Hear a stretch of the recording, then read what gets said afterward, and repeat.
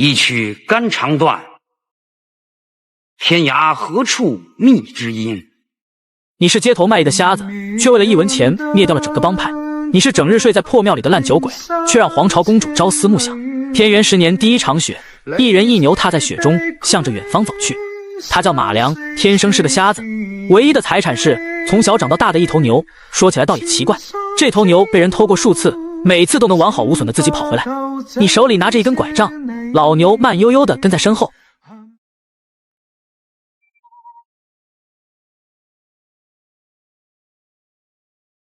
喂，瞎子！一个无亲无故拉二胡的瞎子，自然成为了这市井之徒欺负的对象。他不想理会，起身要走。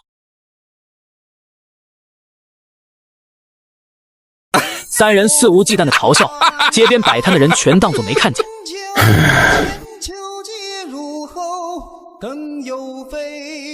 来追我啊，瞎子！喂，瞎子，你真是个瓜怂！你们几个再不走，巡街的就要来了。喊话的是卖豆腐的王姑娘，是这条街上出了名的美人。虽然早早嫁了人，但是窥视她的人仍然存在。老板娘，你可别吓唬我啊，我就逗逗她而已。闲的没事了，逗人家，去，一边去！大虎三人言语调戏王姑娘一番后，才悠悠的离开。7、8、9、10，吃块豆腐吧。谢谢。路滑慢点走。今日梁哥卖艺赚了10文钱，王姑娘给的5文钱，额外获得一块免费的热豆腐，花了9文钱，在街边买了一碗热汤面。又是一夜的大雪，梁哥牵着老牛走到街边自己卖唱的地方，边上要饭的老刘往旁边上挪了挪。来了，听说了吗？后尔镇子口张家那后生考中了秀才，要大摆宴席，到时候你学个欢快点的曲子，说不准那家会有重赏呢。我知道了。等到张家大摆宴席这天，镇子上的人几乎都去了，院子里摆满了酒席。梁哥搬了一个板凳，坐在院子里拉着二胡。还没等宴席结束，一群人就嗷嗷的拿出早就准备好的打包袋子，往里面装着剩菜剩饭。梁哥看不见，他也不屑于做这种事情。这里，是卖豆腐的王姑娘，她一手拽着孩子，一手拎着个袋子递给梁哥。这里面是半只烧鸡，还有一些花生米。哼，这些人下手也太快了，你拿着吃吧。多谢。又是一年冬至，梁哥拉着二胡。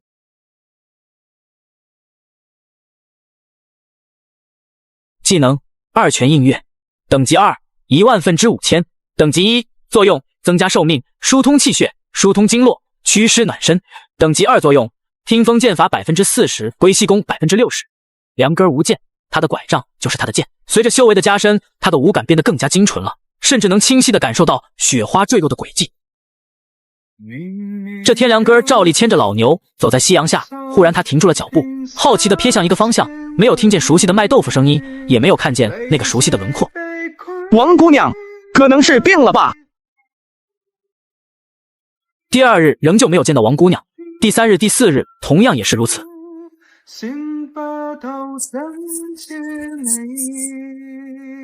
那个卖豆腐的王姑娘好像几天都没来了。哎，听说她丈夫牛二那小子欠了一屁股的羊羔利，房子抵押了，人也跑了。咱们镇子上什么时候有羊羔利了？官府不管吗？呵呵，县太爷的侄子开的，那不就跟县太爷开的没什么两样，谁敢管？梁哥拄着拐杖，牵着老牛，冒着大雪来到了镇子东面王姑娘家。有人在家吗？有人在家吗？过了好一会儿，里面才响起一个颤巍巍的声音。是梁哥吗？是我。豆腐今天不弄，明天再来吧。梁哥欲言又止，最后转身便要离开，仿佛他真的只是来买豆腐的。你等等，你拿去吧。以后准备怎么办？欠债还钱天经地义，我还他们钱就是了。梁哥没有说话，如果真的只是还钱这么简单就好了，利滚利，人家是吃定你了。哎呦，你个瞎子倒挺会挑时候，人家丈夫刚跑，你就来雪中送炭了。滚滚滚，别来碍劳资眼，没工夫搭理你。大虎半年前绑上了县太爷的侄子，这次是专门来催收债务的。我说这钱到底凑没凑齐啊？上头追我追得可紧，再等等，我一时半会儿也拿不出那么多钱，不过我保证还。保证还？那等到猴年马月，就你这每天卖几块豆腐，做梦呢？可我实在拿不出这么多钱。要么拿钱，要么拿人。王姑娘攥着拳头，脸色红到了极致。她想要做一些什么，来让这些男人不这么肆无忌惮。然而孤儿寡母的她，却无法做出任何反击。只要你跟了我，宽限你1年半载的那都是小事，怎么样啊？哼！你能跟郭公子说上话，这可奇怪了，我还没见过狗能跟主人说上话的呢。大哥，这个瞎子骂你是狗，你特么找死啊！这不关他的事，梁哥你快走吧。瞎子，不去街头乞讨，跑这儿英雄救美来了，也不撒泡尿照照自己。老子可是郭公子的人，有本事你把老子砍了。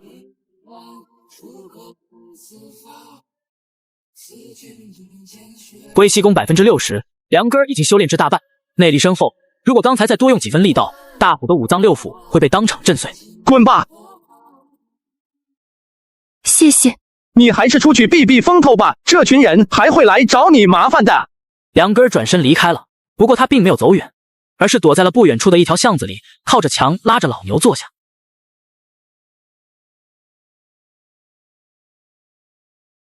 从街头浩浩荡荡的走来20个手持各类武器的汉子，那大虎吃了这么大的亏，还是在一个瞎子手里。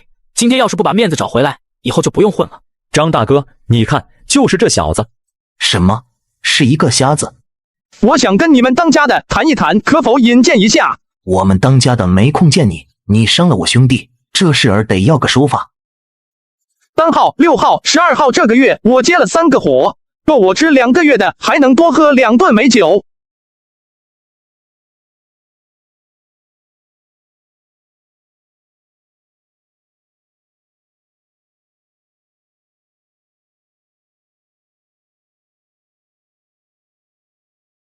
不要慌，进来！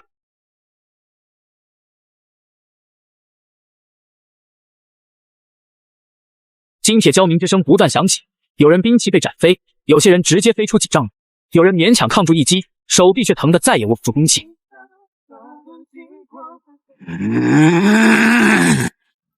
这他娘的是个瞎子！大虎无论如何不会想到，平日里仍由他欺凌的瞎子，竟然会是个绝顶高手，真他妈见鬼了！好汉饶命，好汉饶命！小的们有眼无珠，冲撞了大人。带我去见你们当家的。你是街头卖唱乞讨的瞎子，却为了一块豆腐、一段恩情，一夜间杀穿了整个帮派。一人一牛向着酒楼走去。来来来，今夜陪爷好好喝一个。我找当家的，想跟阁下谈一笔生意。我记得你叫什么马来着？马良。马良？看不出来你小子本事不小，胆子也不小。过奖了，不过是混口饭吃。干嘛跑我地界来抢饭碗？此刻，一众手下已经悄无声息地包围了这个瞎子，就待郭公子一声令下。你误会了，我与你无冤无仇，也并不是来抢你生意的。镇子东街的牛二是不是欠了你一大笔钱？这钱我来替他还，还望郭公子给个面子，不要再去为难那对母子了。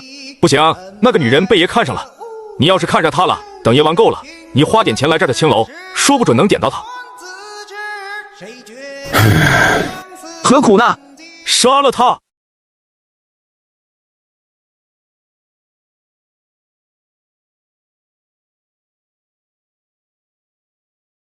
什么？竟然这么厉害！瞎子摊开手掌，将手中的碎石用龟息功法尽数射出，目标直奔四周的明火，顿时赌方陷入到了黑暗当中，人影错落，刀光剑影，复明复暗混战在一起，场面混乱到了极点。不要乱！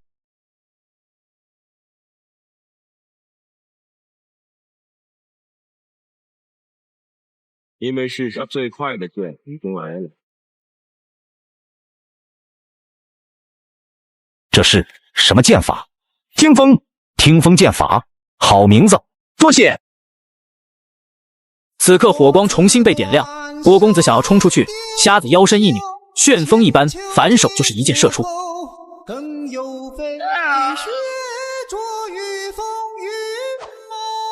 阁下身手了得，是在下唐突了。今日这事就算了，牛二的债我不要了，我还有3000两银票。今日之事天知地知你知我知。你这话要是早点说，不就没事了？刀已出鞘，哪里还有和谈的余地？天元12年，年关刚过，一夜之间，瞎子的画像传遍了大街小巷，官府出重金悬赏。几天后，人们发现整日混迹于街头的大伙中。豆腐，卖豆腐了。在这场灾难之中，他幸免遇难，再也无人管他要债了。他像往常一样望着那个方向，只是再也看不见平日里牵着老牛的人了。客官打哪儿来啊？打来出来。人的一生都在为钱而奔波，只要有了钱，心中的烦心事也就烟消云散了。技能二泉映月，等级2 10000分之5500，等级1作用增加寿命，疏通气血，祛湿暖身。等级2作用听风剑法40%，归西功60%。听说了吗？昨儿个我们落水城又死人了。哎，这世道烂得紧，死2个人也没什么大惊小怪的。听说是通缉令上的马三刀来这边了，引来了不少捉刀人。多少赏金啊？活的100两，死的50两。2个茶客的交谈声落入瞎子的耳中，他抿了抿嘴，心动了。这马三刀走路姿势很奇怪，难道受伤了？呵，真的是天助我也！抓他回去，看谁还敢嘲笑我！喂，出来吧！忽然几道身影飞舞，就像是从黑暗中冲出来的幽灵，直奔马三刀。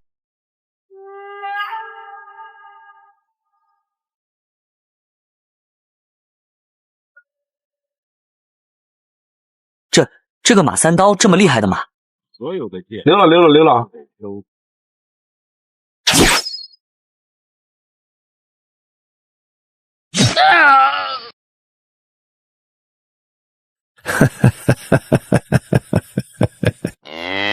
就在这时，一个声音突兀的响起，马三刀转头看去，这才发现角落里竟然还蹲着一个人，旁边还趴着一头牛。快跑！他是通缉犯马三刀，你去找官府，我拖住他。毛都没长齐的娃娃，竟然也学会人家玩刀了。你真是马三刀哟，原来是个瞎子。啥？是个瞎子？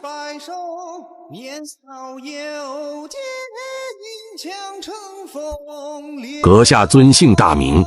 瞎子，做个交易，你是捉刀人吧？我把他捉了，你拿去官府换钱，咱俩3七开如何？瞎子不是捉刀人，就算是抓住了马三刀也白费力气，更何况他自己也是通缉犯。好的。妈的，当老子的面这样交易，把我当什么了？瞎子以拐为剑，剑锋一转，手腕一翻，寒光一闪，带着凌厉的剑锋狠狠地划过了马三刀的脖子。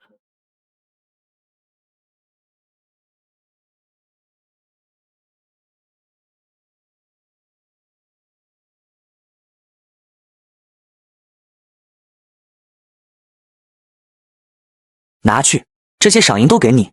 说好的3七开，我不占你便宜。不用，要不是大侠出手，我现在早就去阎王爷那儿报道去了。大侠，我还不知道大侠尊姓大名，家住何处？叫我瞎子就行，我在城东的街头卖唱。真是高人，太有范了。现在有了赏金，梁哥在客栈租了一间屋子，给老牛安排进了牛棚，吃喝自理，条件虽然谈不上有多好，但总比睡桥洞强。老伙计，我们终于有住的地方了。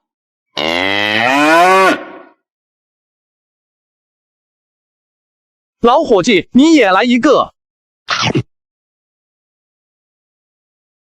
咦，这包子好像是牛肉馅的。还要二泉映月等级2，获得生脉散药方，具有益气生津、养元气、宁气安神的功效。一般来说，连续3次全力攻击就会让梁哥精疲力尽，如有了生脉散，他就能很快的恢复过来。梁根靠着努力，终于将二泉映月熟练度进化到了10000/9000，获得新技能气息锁定，可以感应到10米范围内活物的热成像。姓名马良，年龄23，寿命70，根骨、反骨，功法龟息功 80%， 听风剑法 70%， 技能气息锁定 30%， 状态失明。哎呦，大侠大哥，我可找到你了，你看我给你带了什么好吃的。我可不是什么大侠。好吧，大侠。你找我？白是15钱，红是20钱，要管饭，还有我的牛。这梁哥够义气，每次都不忘记我。不是找您唱红白喜事，是别的事。原来自从众人以为是小五逮了马三刀之后，他便名声大噪，不管是官府还是民间都来找他委托任务，可真实的他只是一个小趴菜而已，一看各种艰难的任务，瞬间就萎了。大侠，你看这么多，您就帮帮我吧，不白帮，得到的赏金都给你，我1分不要。这个是生艾散的药方子，里面的中药材你有办法弄到吗？这上面的药材市面上很难买到。对了，这次有个委托人是开药材铺的，这些药材他一定能搞到。此刻一艘巨大的宝船正行驶在水面上，这个庞然大物带着一股让人无法抗拒的神秘力量。公主，船快到落水城了。那个，我还听说了最近落水城可不太平，我们要小心一些。我们又不在落水城歇脚，怕什么？更何况谁敢袭击皇家宝船？公主，皇上病重，二皇子那边奴婢担心他们会对你不怀好意。大隋历经已是8代，其中3代都是女皇，公主柳云月一直是女皇中意的最佳继承人。这些药材确实不好弄，不过你算是找对人了。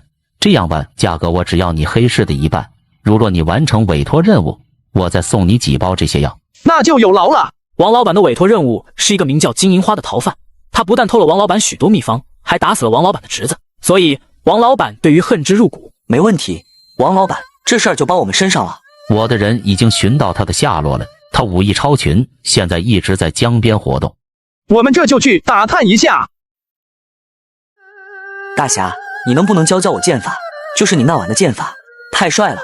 一路上小五的嘴巴就没停过，瞎子没理他，望着江面。喂，你们2个干嘛呢？军爷，我们只是路过看风景的。去，看风景也不知道挑个时候，公主的宝船就要到了，闲杂人等散开。还愣着做甚，还不快走？公主的船真的要来了。这么大的事儿你都不知道啊？据说这公主可是胭脂榜上的头号美人呢，可惜我没机会见一下天颜了。喝吧，老伙计。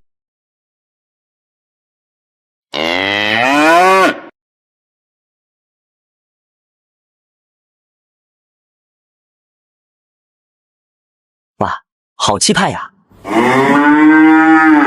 老牛发出不安的叫声，瞎子皱了一下眉。老牛有一定的预知能力，从他的叫声之中可以分辨即将会出大事。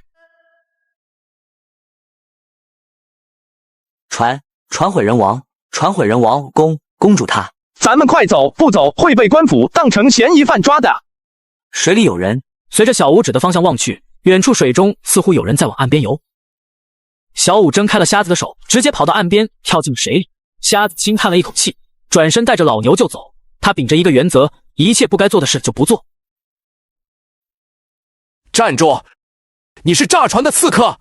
他是个瞎子，瞎子也不能放过。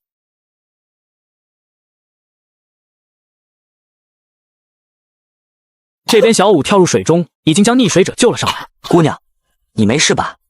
带我去找你们的太守。太守。小五虽然智商不高，但也不傻。看着女子虽然宫女打扮，可容貌惊为天人，绝不是一般的宫女。这人不会就是传说中的公主吧？搞不好我会一辈子衣食无忧。要是公主看上我，对我一见钟情也有可能。大侠。小五回过神来，发现周围没见到瞎子身影，而草丛里却多了2具军兵的尸体。金无畏，诸位上官，公主宝船遇袭，这位是公主船上的人。你是何人？在下捉刀人小五。可还有其他人与你同行？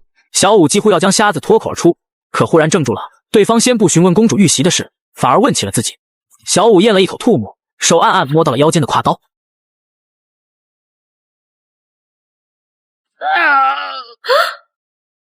抓住他！不好，烟雾有毒。烟雾散去，小五倒在地上，眼睛怔怔地望着女子消失的方向，估计他到死也想不明白自己为何死得如此草率。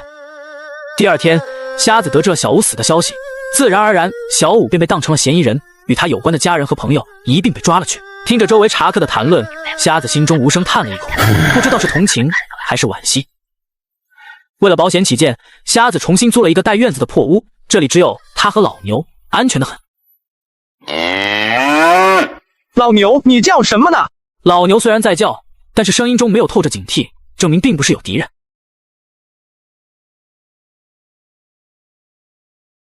好大！老牛，你怎么拖个人回来，还是个女人？我知道他受伤了，可是他受的是刀伤，一看就是一个惹事的主。我不是跟你说过不要惹麻烦吗？你可真是个瞎子啊！这女人可不一般啊！为什么一定要我救她？老牛叫得很卖力，老牛有预知功能，他总不会是害自己的。瞎子只是稍微犹豫一下，便将女子带入了屋中。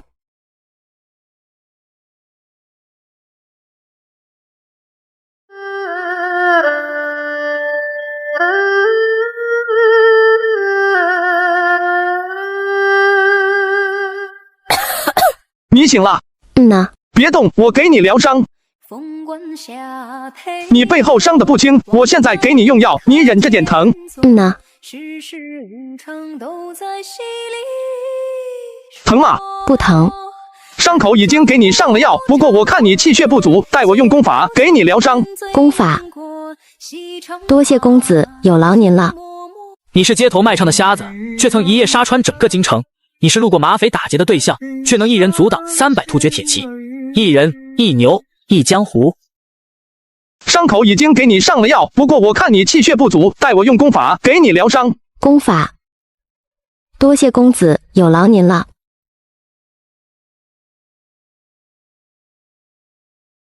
疗伤完毕，梁根已经感受到了柳云月的气息，恢复到正常人一半的标准了。你这伤至少还要休养1个月，这几天尽量不要做激烈运动，有事儿跟我说。多谢公子。哦，对了，还不知道公子的姓名呢。就叫我梁哥儿吧。桌子上有给你准备好的馒头和稀饭，你吃完就在院子里溜达，千万别出去。呢。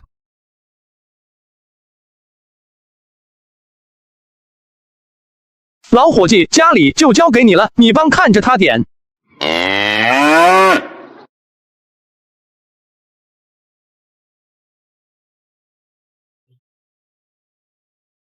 洛水城恢复了表面的平静，暗地里却是风起云涌。瞎子在茶馆门口拉着二胡，看到药材铺王老板进去了，就跟了进去。听说公主已经被炸死在宝船上了，尸骨无存，但是找到了公主贴身的玉佩，还有能证明身份的东西。哎，看样子这大水要变天了。王老板！王老板见到瞎子吓了一跳，之前他委托小五和瞎子捉拿金银花，结果小五不但死了，还成了嫌疑犯。王老板害怕牵扯到自己，谁料想又遇见了瞎子。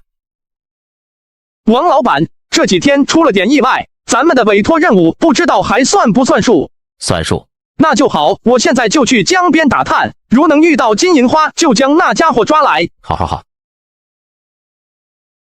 呵呵，他这一个瞎子有什么能耐抓金银花？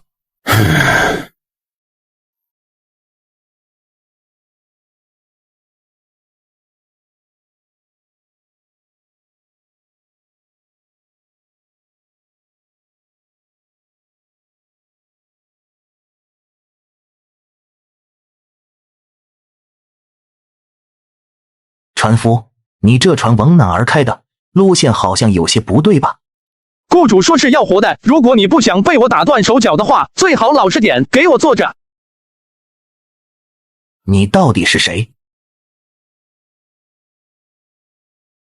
呵呵，原来是一个瞎子，怪不得船往哪里开都不知道。拿命来！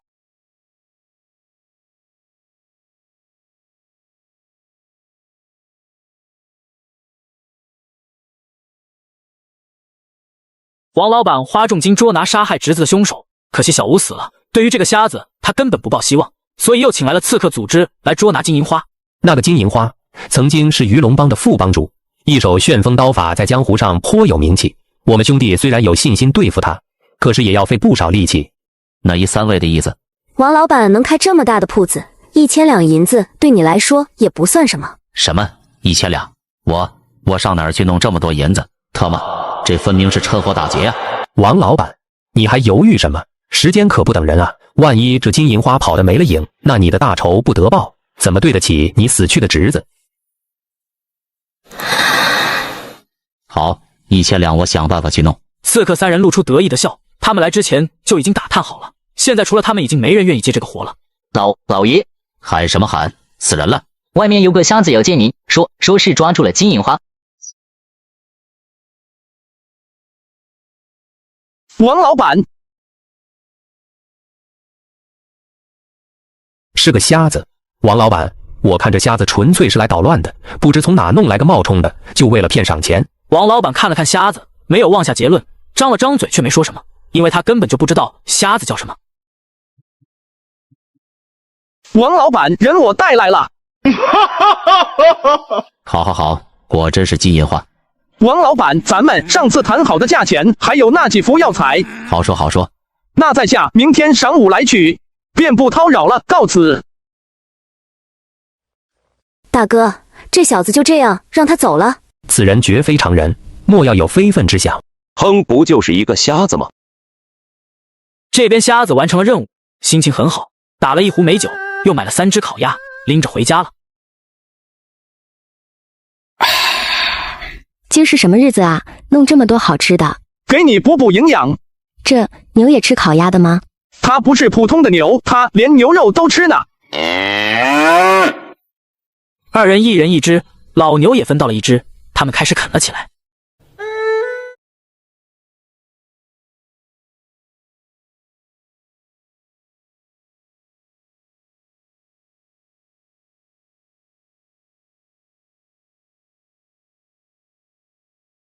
在看什么？看月色。用什么看？用心。你的眼睛，大夫怎么说？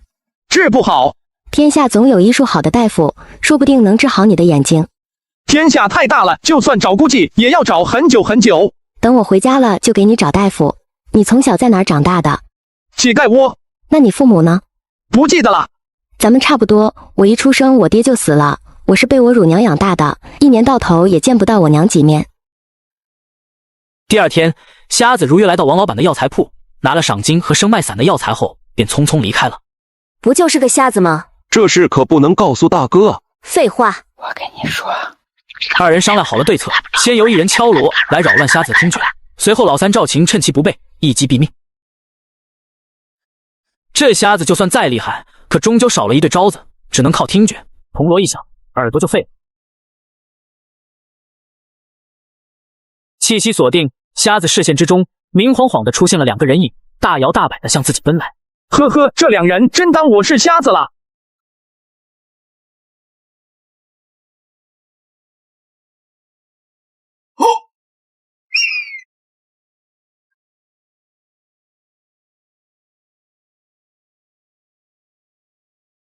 龟息功已经修炼到了 80%， 系统功法最高提升到了 80%， 余下的 20% 没有捷径可走，只能依靠自己修行。2个时辰后，瞎子吐出一口浊气，四肢没有一丝力气，这就是刚刚修炼完进入的虚弱状态。原本至少需要3天才能重新再次修炼，可现在有了生脉散，不一会儿功夫，从胸口到丹田，再到四肢百脉，再到泥丸，他感觉到一股真气从丹田缓缓升起，流向了气海，而且越来越大。一曲肝肠断，天涯何处觅知音。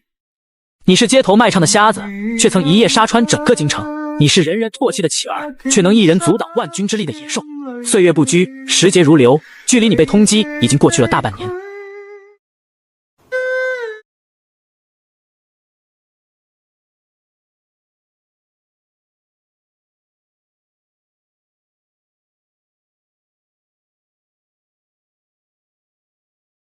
这时院门外响起敲门声，梁根打开门，来这是药材铺的王老板，还有一个陌生男子。王老板今天来是有何事？原来这位是亨通大酒楼的钱老板，由于公主宝船被炸，现在河道全封了，导致大酒楼的货物只能走陆路，而陆路不太平，山贼强盗数不胜数，所以想请瞎子出手帮送一趟镖。6天的路程，这是定金。梁兄弟想要的那副药材，我可以再提供你10份，如何？成交。我可能要离开几日，来回可能要6、7日左右。那我跟你去，还是留着在这里？安全起见，你还是留在这里吧。嗯，好，听你的。梁根牵着老牛，背着一把2胡便出发了。柳云月望着他离去的背影，心中不免觉得有些落寞。运通大酒楼的钱老板除了请瞎子为这次商队保驾护航，还请了平安镖局数名镖师，可见其对这次货物的重视程度。陈镖头，这一次有劳了。钱老板放心，镖在人在。钱老板你就放心好了，我师兄走镖还从未出过差错。那是，陈镖头年轻有为。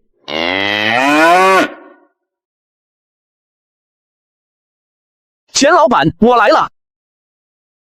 瞎子，梁兄弟，我给你介绍一下，这位是平安镖局的少东家陈大力和他的师妹英英。钱老板，这是什么意思？你这是不信任我们平安镖局？哪儿能呢？我当然信任你们啊！陈镖头，你放心，保金1分也不会少的。陈大力虽然不乐意，可是雇主愿意请多少人不干他的事，他只要保护好货物就行了。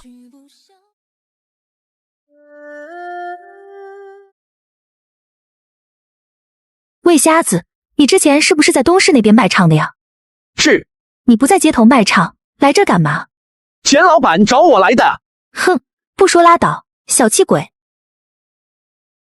商队整整赶了2天1夜的路，前半段行程很顺利，直到第3天的时候，车队到了一个岔路口，一条是红树林，里面很危险，另一条需要绕路桃源镇。镖头陈大力提议走红树林，因为绕到桃源镇要多走2天的路。管家胡二想起自家钱老爷临行时的吩咐，让他路上凡事都问问梁根儿。梁兄弟，你看这路怎么走？红树林可能有危险，安全起见，还是绕到桃源镇为好。红树林为什么有危险？猜的。啥？猜的？陈大力也有些不满，走镖最烦这种不懂装懂的人了，要是绕到桃源镇会耽误很多行程。阁下不懂走镖，便不要胡说八道。红树林里能有什么危险？我只是随口一说，信不信在你们。胡管家，要是走桃源镇，那我们就不奉陪了。哎呦，陈镖头您别走啊，那咱们就走红树林吧。接下来商队开始往红树林方向走去，走了大约4个时辰，终于进入了茂密的丛林。陈镖头，我看天色不早了，前面客栈还有30里，不如今天就在这儿安营扎寨吧。我没意见，不如你去问问那位瞎爷，看看他怎么说。陈镖头，您说笑了。随后胡儿又跟梁哥说了一遍，他没什么意见。镖师们开始忙着安营扎寨，梁哥和老牛席地而坐，拉起了2胡。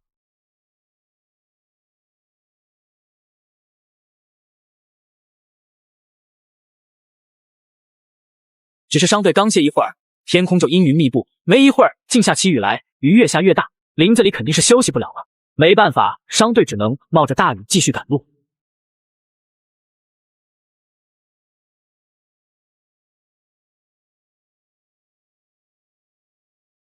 林子中忽然响起压过了雷鸣般的声音，这声音来得太突然了，打头的几个人吓了一大跳，就隐约看见一个黑影穿梭在灌丛中。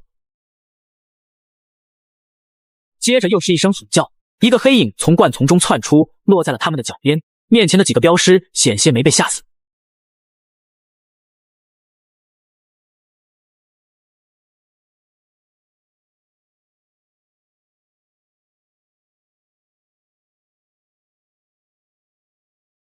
猛斧随即攻向另一人，那人早就被吓傻了，小肚子发软，兵器直接掉落，只是略一思索了半秒钟，转头便跑。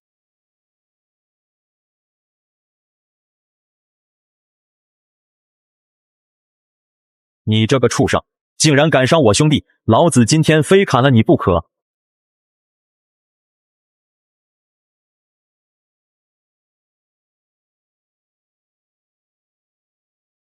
师兄，你没事吧？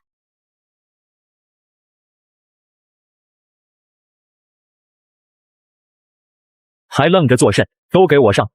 陈大力一声怒吼，其余镖师才反应过来，想要一拥而上。陈大力心中一片冰凉，自知是死到临头了。对面这只哪里是老虎，这分明是一头虎妖。虎妖那冰冷的目光，仿佛是在审视自己的食物，到底该吃哪一个好。忽然间，猛虎的眼睛闪过一丝凶光，眼神向着一个方向看去，发出了一声尖锐的吼叫。瞎子，你还过去干嘛？送死吗？还不赶紧快跑！陈镖头，你们且退下，这里交给我了。猛虎发出一声咆哮，下一瞬间，他的身影嗖的一下凭空消失。陈大力人只能看见一道残影，已然落在了瞎子身前，不足半尺距离。呀！呀！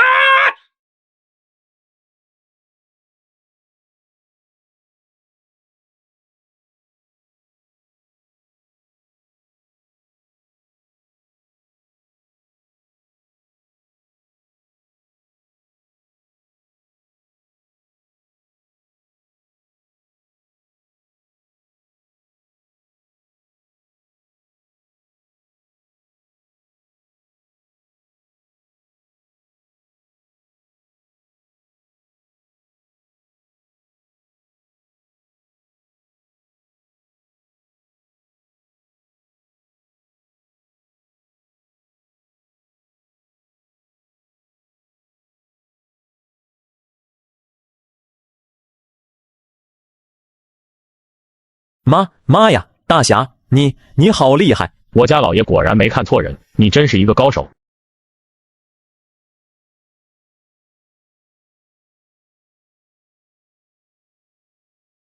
妈呀，这猛虎还没死啊！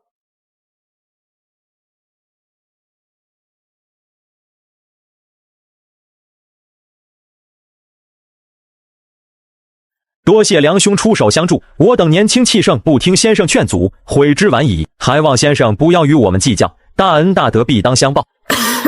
小女无知，还望先生不要怪罪。经历昨晚的生死一幕之后，陈大力和英英他们成长了不少，有道是人外有人，天外有天。外。第二天晌午，商队终于到达了目的地。瞎子被暂时安排在了一家还算不错的客栈里。梁兄，这是我父亲走镖时从草原上带回来的酒，名为百里香，民间也叫闷道驴。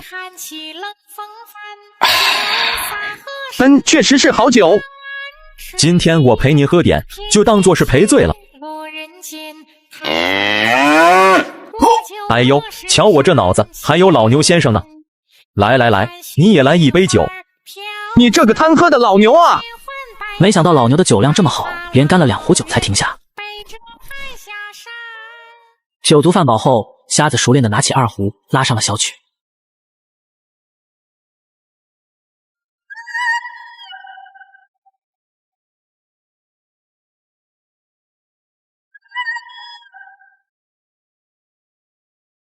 2拳映月等级2，10000分之9500，获得听风剑法第1式破海苍龙定乾坤。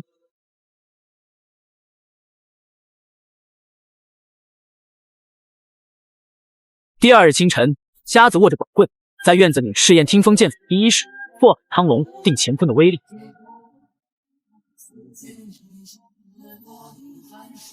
躲在暗处的陈大力本以为会看到大树轰然倒下的场面，可什么也没发生。陈大力仔细一看，一片落叶被精准地切割开来。4天后，众人终于赶回了落水城。瞎子告别了商队，提着陈大力给的闷倒驴回家了。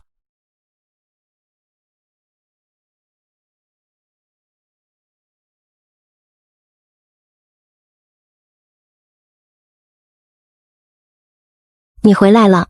回来了。数日不见，柳云月看着眼前的人，觉得更加亲切了几分。什么味道？这是我做的饭，正好一起来吃吧。好。2人相处得越来越融洽，少了刚开始的拘束，多了几分日久生情的自然。哦，对了，我给你弄了一个新拐杖，系了红头绳，放在你屋里，待会儿你去看一下合不合适。好。生活就这样一天天的过去，转眼就是小半年。落水城进入了冬天，瞎子还是和往常一样，和老牛坐在街头卖唱。姓名马良，年龄24，寿命110年，根骨反骨，功法龟息功82%，听风剑法2式御剑飞龙，满沧海技能气息锁定50%，状态失明。老牛，你是不是又预知到什么了？一场大战是跟我有关的，还是跟柳云月有关？柳云月，瞎子早就猜到会有这么一天，公主宝船爆炸，随后他便遇见了柳云月。你是让我一定要救下柳云月是吗？从柳云月的谈吐举止证明她绝对不是普通人家的姑娘，只是她也没去主动揭穿。风雨即将来临，满楼风声飒飒。武器，大侠您说具体一点，想要什么类型的武器？工欲善其事，必先利其器。瞎子兵器就是一个拐杖，对付小场面还行，如果是高手为杀，就要一件像样的武器了。我习惯用剑。剑啊，我这有。这把剑叫什么？这把剑是我父亲从西域带回来的，叫天青。这剑不错，先生喜欢就好，这把剑便赠送给先生了。哦，对了，还有一起的这把弓弩一并赠与先生了。谢谢了。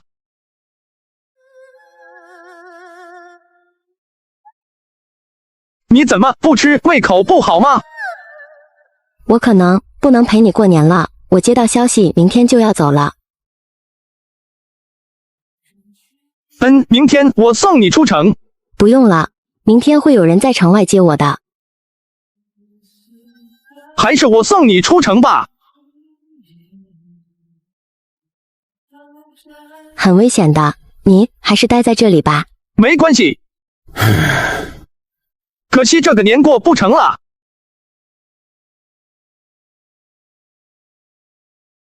与此同时，落水城几乎所有的地下帮派成员都在与家人告别，谁也不知道这场大战之后自己还能不能活着回来。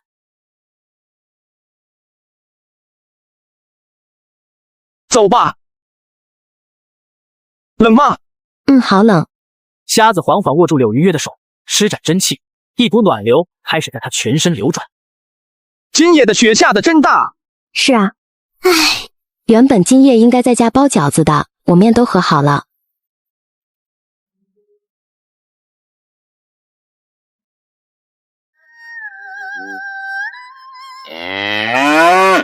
一道人影从街的另一端走来，低着头弯着腰，随后四周都响起了脚步声，黑压压的人群就像是一头活着的野兽。别怕，你是街头卖唱的瞎子，却曾一夜杀穿整个京城。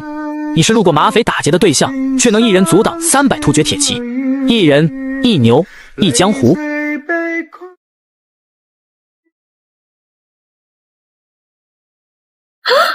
别怕，请问阁下是？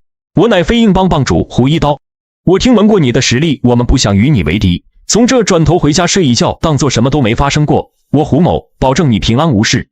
瞎子什么也没说，手缓缓伸向了腰间的天青，这已经给出了答案。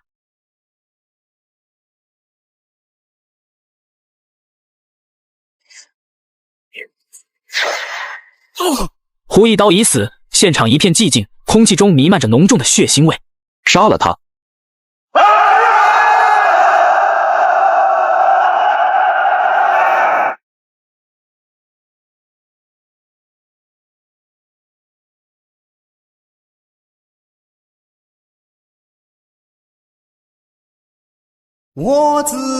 各位，我瞎子不想与你们为敌，以这条路中间为界，越此界者，那就怨不得我了。话音刚落，剑光一闪，4柄长剑带着凌厉的剑锋，同时攻向了瞎子。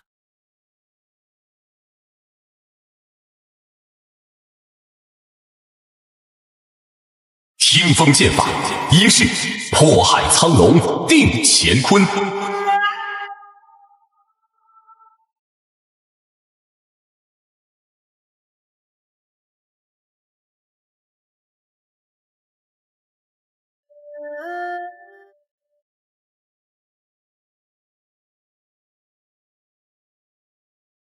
你们都给我闪开，挡我者死！取其人头者，赏千金，封千户后。他就一个人，怕他做什么？杀了他！杀了他！弩箭准备。平安镖局的镖头陈忠一声令下，数十支黑漆漆的弩箭如同一只凶猛的野兽扑向了瞎子。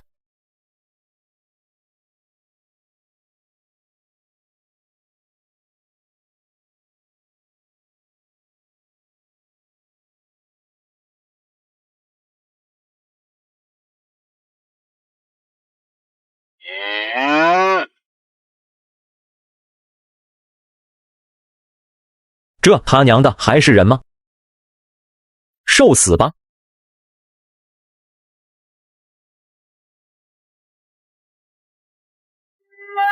都愣着作甚？都给我上！周围人纷纷操起武器冲向瞎子，雪亮的刀光闪烁而出，瞬间便是一片血花飞溅。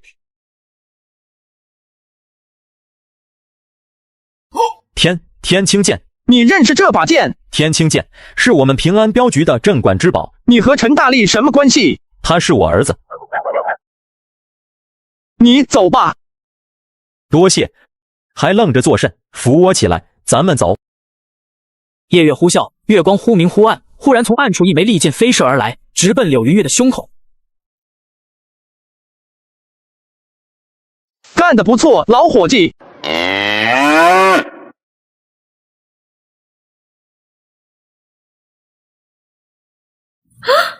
是他，你认识？锦衣卫的卢成，当年是我母亲一手提拔的他。哼，人心果真是善变的，小心一点，这家伙是有真本事的。他是一个修行者。修行者？街道的尽头只剩下佝偻着腰背拄着刀的老者和身穿便服的锦衣卫千户卢成。瞎子右手持剑，手中的刀在月色下反射出一道白光。阁下好身手，老夫在洛水城混迹了这么久，还从未听说阁下的大名。街头卖唱的罢了。你可知你身后那姑娘的身份？知道。阁下可不要站错了队，稍有不慎便是万劫不复。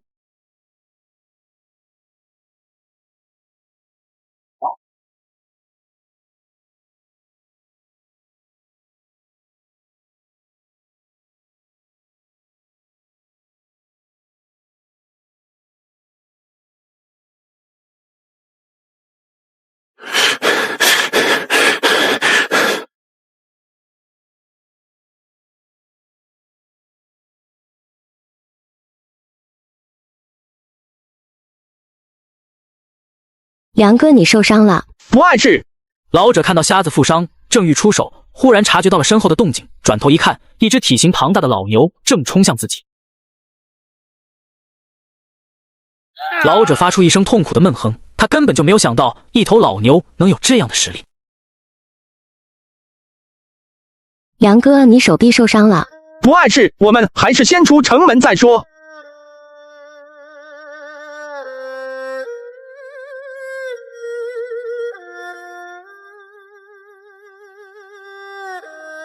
你见过他吗？好像见过，但是想不起来了。不过看样子应该是个炼器士。炼器士应该很厉害吧？估计是个普通炼器士。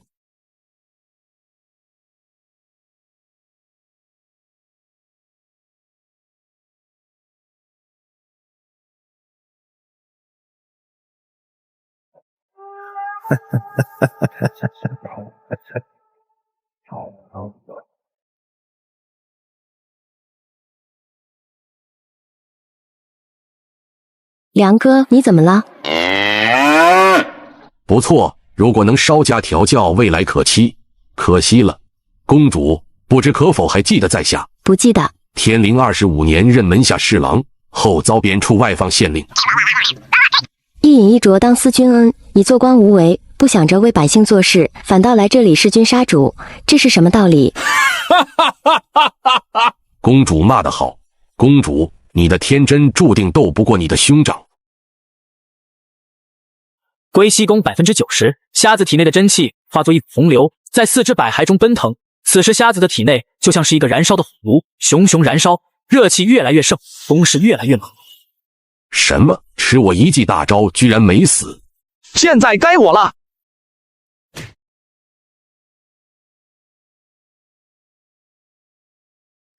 听风剑法2式，御剑飞龙满沧海。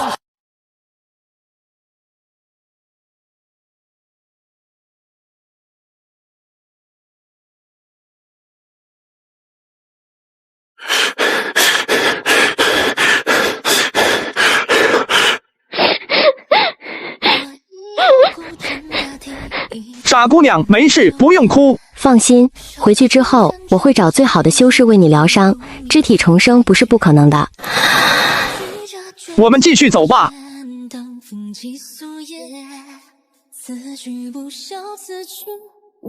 不用紧张，那个就是来接我的人，他进不去城内，只能在外面等我。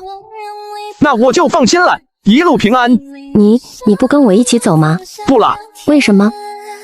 我有自己的路要走。他们不会放过你的。放心，他们发现你不在我身边，自然就不会纠缠我了。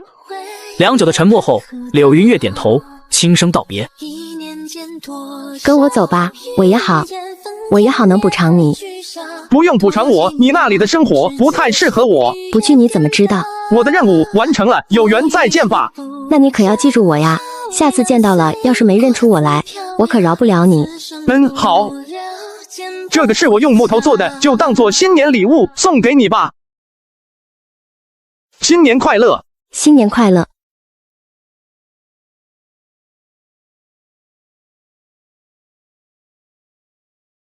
二泉映月等级3，获得寿命30年，获得听风剑法3式，飞前震月荡狼烟，获得新功法燕子穿云纵，当前进度 10%。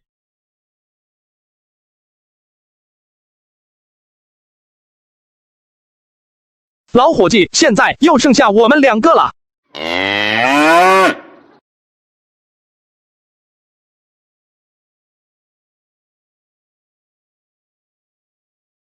喂，瞎子，给拉一个欢快点的曲子。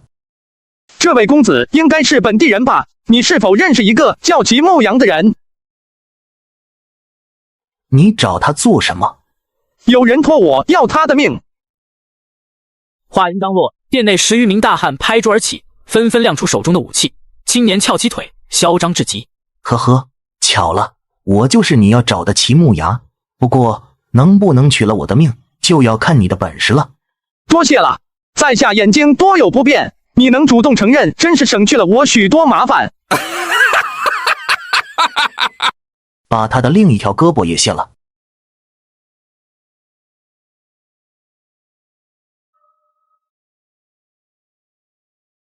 进来！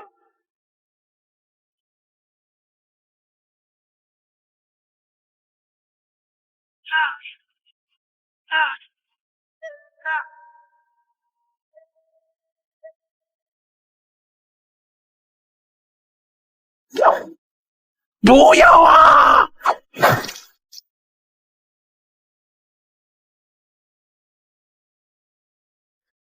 瞎子是5个月前来到安北4镇的。落水城那场血战后，瞎子便遭遇到了无休止的追杀，最后和老牛一起来到了这里。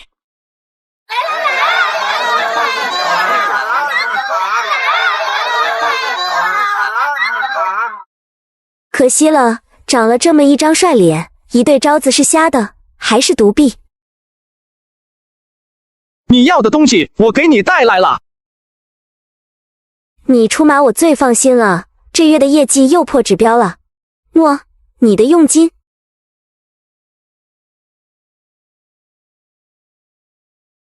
你这么急着回去吗？坐下来陪我喝杯酒。女人是丽春院的老板娘，人称马三姐，早年间死了丈夫，后来便开了这间丽春院，暗地里专门收钱替人办事。瞎子也是无意间结识了马三姐，得以赚取佣金。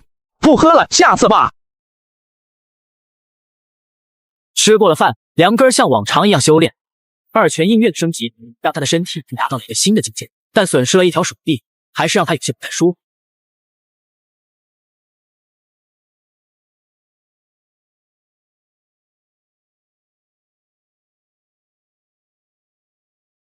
大叔，这是我阿姐朵哈让阿丽亚给你带来的汤。替我谢谢你阿姐。哼，也谢谢你阿丽亚。阿丽亚和朵哈是隔壁的邻居，姐姐朵哈经营着杂货摊。据说他们的父亲在5年前随着商队去了大漠深处，从此一去不复返。姐妹2人便一直在这里等着父亲回来。石头是他跟马三娘约定的暗号，这时又有新的委托任务了。这次的委托是什么？你知道寂颜和尚吗？他是一个西域的高僧，佛法无边，据传还是个修行者。他最后一次出现是在大漠深处，据传他圆寂的地方都是金银财宝，还传言死后化成的舍利子具有生残补缺之能，即可使盲者复明，肢体残缺者再生。你懂的。怎么样，有兴趣了吧？别说姐姐不照顾你。还是三姐想着我。前天宫里一个老太监委托我找舍利子，我没接。我知道了这个消息就告诉你了，这要你自己去寻了，你要小心一点。那老太监请了听雨阁的杀手，他们可不是吃素的。多谢三姐。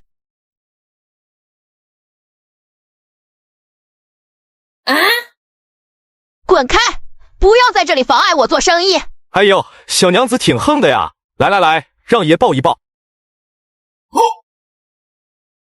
我们老爷说以后不希望在安北四镇见到你们。几个地痞咽了一口唾沫，偏头看去，只见街头旁边停着一辆繁贵富丽的马车，车后还跟着一群护卫。谢谢蒙爷不杀之恩。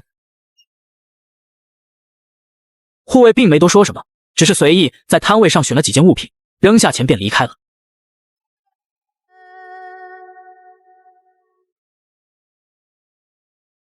大叔，牛牛，阿丽亚，今天是你生日，你先跟大叔回家去吧。等会阿姐收摊了，会买一些好吃的回去，我们给你过生日。太好了。大叔，今天我姐赚了好多钱，阿丽亚可以买很多糖葫芦了。买那么多糖葫芦，你一个人吃得完吗？还要给阿姐吃，还有大叔和牛牛，如果阿爹回来。不给阿爹吃。为什么？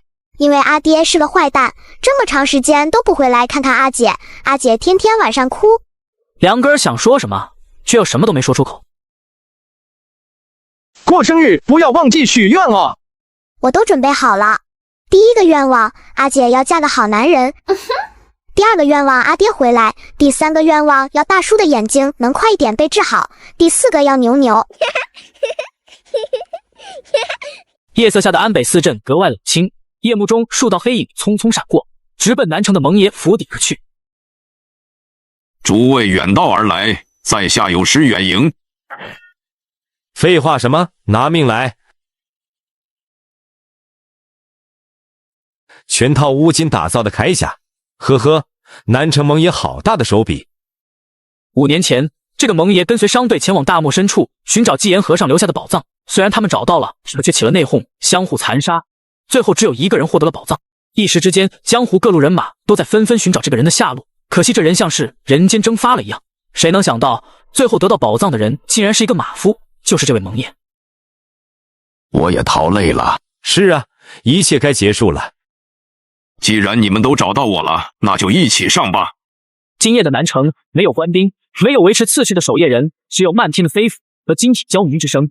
几大帮派同一时间袭击了南城蒙爷的地盘。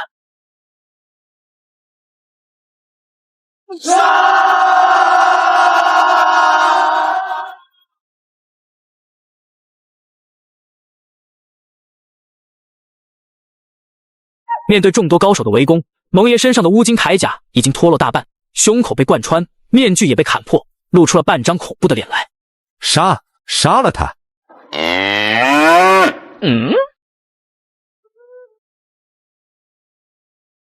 做个交易怎么样？我护送你活着出去，你把舍利子给我。我认得你，你住在我女儿隔壁。瞎子没有否认。你早就知道我的存在，故意接近我女儿的是不是？只是一个巧合罢了。一个瞎子来捣什么乱？一起杀了！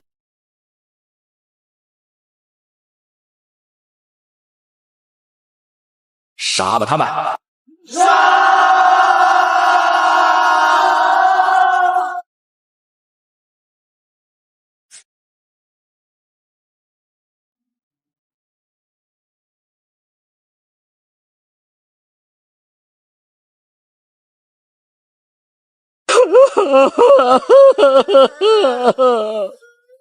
如果能回到当初有多好，我不该为了这点报酬带着他们去大漠深处，我更不该打那份宝藏的主意，这一切都是报应啊！蒙爷述说着，也不管瞎子究竟有没有听，他压抑得太久了，在死之前，他仿佛要说出自己的一生一般。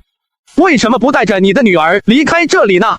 我离不开这里，那根本不是什么宝藏，而是诅咒，因为我变成了人不人鬼不鬼的怪物。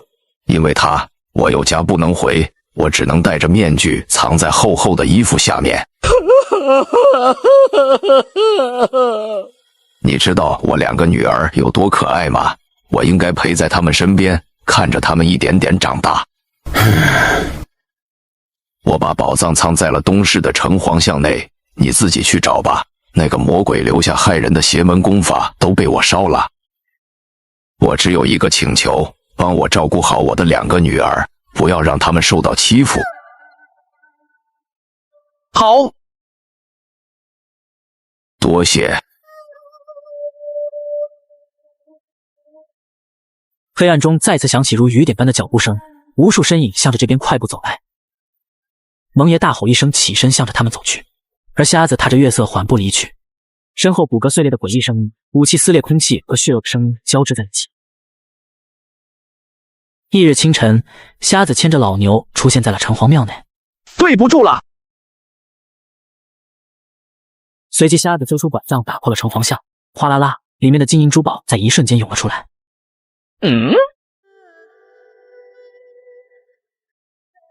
想必这个就是所谓的舍利子了。现在我要怎么做？传说金丹可以生残补缺，不过具体我也不清楚。你找到的时候，难道没有说明书之类的东西吗？没有。那真是背了个催。这样吧，我帮你打听打听，毕竟这种事情谨慎点为好。多谢三娘。哦，对了，那些金银财宝就当这次你没接委托的补偿吧，别忘了拿一些钱给那对姐妹。算你小子有良心，没亏我这么照顾你。晚上留下来陪姐喝杯酒吧。来日方长，我还有点事，改日吧。哼！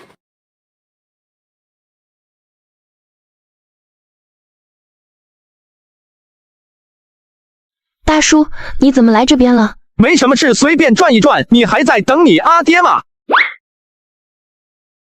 你有没有想过，你阿爹可能永远都不会回来了？不会的，因为阿爹答应过我一定会回来的。我们俩已经拉过钩了，他还说了，回来之后就有钱了，我们可以住大房子了。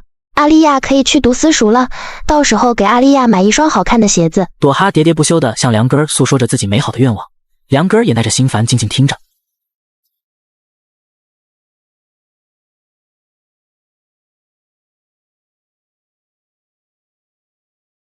时间一晃而逝，转眼便到了11月份。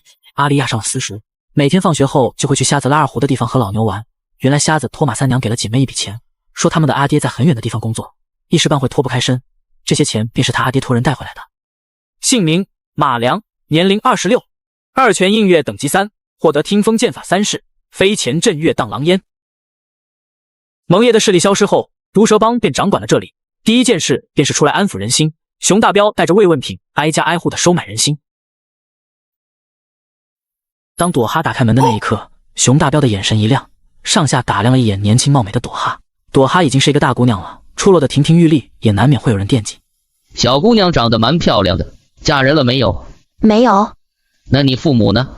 阿娘很早就过世了，阿爹去别的地方挣钱去了。熊大彪满意的点了点头，脸上笑出了褶子。隔天刘二就带着礼物来到了朵哈的家里。这些都是帮主的一片心意，你给他送回去，我不要。哎呦，姑奶奶，这可不能不要啊！你知道那是什么人吗？你还想不想要命了？就算不想想你自己，也要为你妹妹想想。一提到阿丽亚，朵哈的脸色顿时变了，沉默良久，朵哈微微点了点头。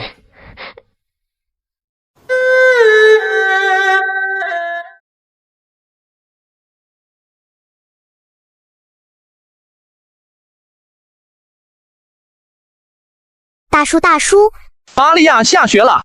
大叔，今天回家我给大叔做一些好吃的，姐姐不在，阿丽亚亲自给你下厨。你姐姐去哪儿了？说是有人请她吃饭。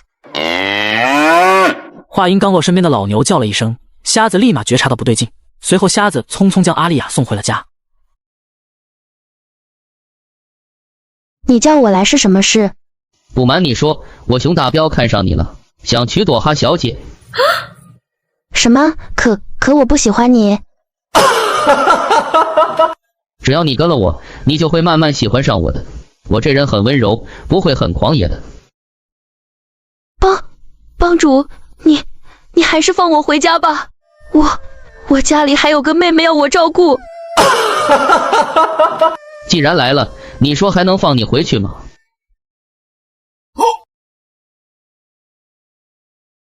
你个瞎子，居然敢独闯龙潭，你是不是活腻了？放了朵哈，我不会找你麻烦。老子闯荡江湖这么多年，第一次被一个瞎子，还是独臂瞎子威胁。来人，把他给我剁了！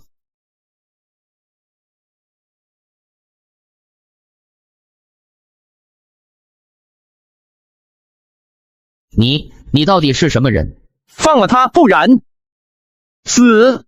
你真以为老子这么好欺负？冷风，你知道该怎么做了吧？请帮主放心，他交给我了。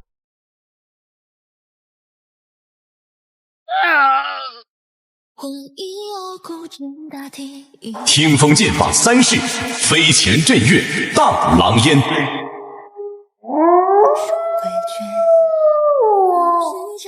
瞎哥，别杀我行不行？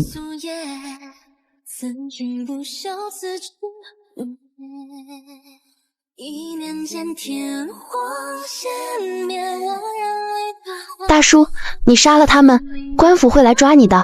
不会，他们巴不得这种帮派早点消失呢。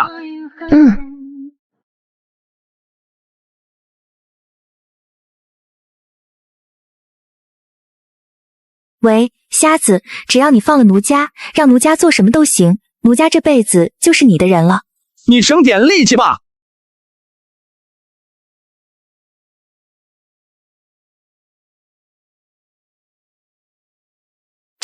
这是沙漠尸君。躲好了。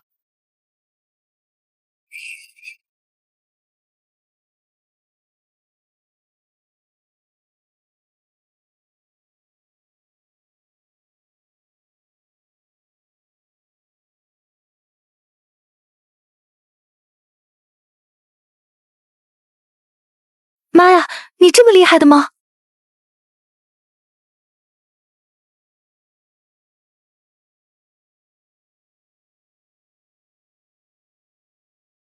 小牛坐飞机。女人叫裴小仙，是瞎子这次的任务目标。3个月前，裴小仙嫁到一个胡商府上，在新婚之夜杀了自己的丈夫，随后便消失在了安北4镇。最后那家人找到了丽春院，马三娘便将这个任务交给了瞎子。经过2个时辰的狂奔，前面终于出现了一个客栈。小二，上点吃的，再来1壶酒。得嘞。瞎子2人一出现，顿时便吸引住了众人的目光。裴小仙这样的女人很难不引人注意。要命的是，她一直故意在扭动身姿，坐在了凳子上也不老实，对着那群壮汉装可怜。在下金刀武圣，那几位都是在下的兄弟，这位兄台如何称呼？不过是个过路人罢了，请问武兄有何吩咐？吩咐不敢当，只是见这位小姐貌美如花，为何要用绳子绑着？在下是捉刀人，他是我要带回去的犯人。大哥，你不要听他瞎说，什么捉刀人，他分明是一个坏蛋，杀了我的夫君，还意图轻薄我。啥？还有这等事？兄台莫要激动。哼，找死！瞎子只是手指在刀锋上轻轻一弹，嗡的一声轻响，真气回荡，刀身像是玻璃一样被震得4分5裂。弄死他！在下有眼不识泰山，得罪了。没事的话，不要再出现在我面前。好的，我们这就滚。切，几个没用的废物！今日天色已晚，瞎子他们只能在客栈留宿1宿。我说，难道你真的不想体验一番我的打地鼠功夫吗？你准备今晚就这么坐着？出门在外，我一般都不睡觉。你知道我为什么杀死我丈夫吗？那家人是我仇人，13年前我爹在安北4镇当官的时候，被他们家构陷罪名，害得我家破人亡。我原本是有机会杀死他们一家的，不过我想到了一个更狠的方式，那就是杀了他们唯一的儿子，让他们整日活在痛苦之中。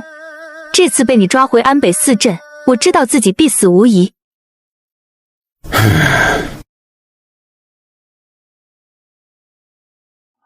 掌柜的，这几个都是一些穷鬼，拢共加起来都没有几个钱。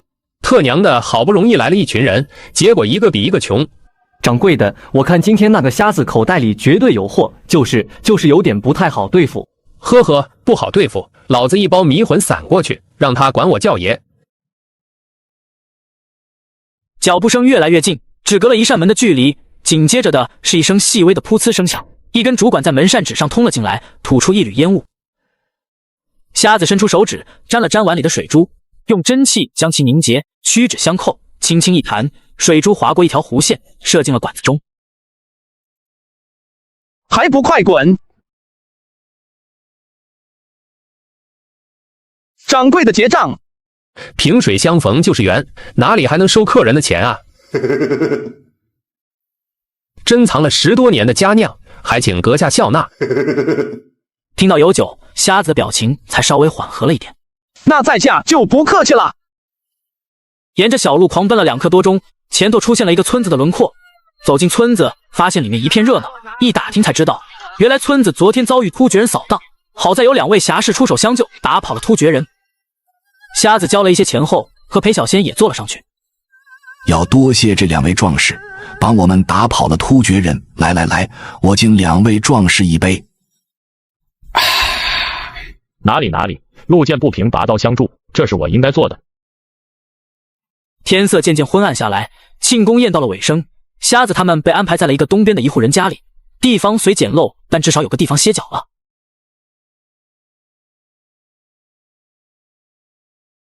大叔，你是从哪儿来的呀？安北四镇。安北四镇，那可离这好远呢。大叔，你真厉害。大叔，你一定身手了得吧？只是略知皮毛而已。大叔，这是我全部的积蓄，你教我武功好不好？为什么想学武功？当然是为了参军，然后去消灭可恶的突厥人，为我爷爷和我爹报仇。你爷爷和你爹也是军人？他们都被突厥人杀死了，我要去报仇。所以大叔，你就教教我吧，求求你了，这些钱都给你。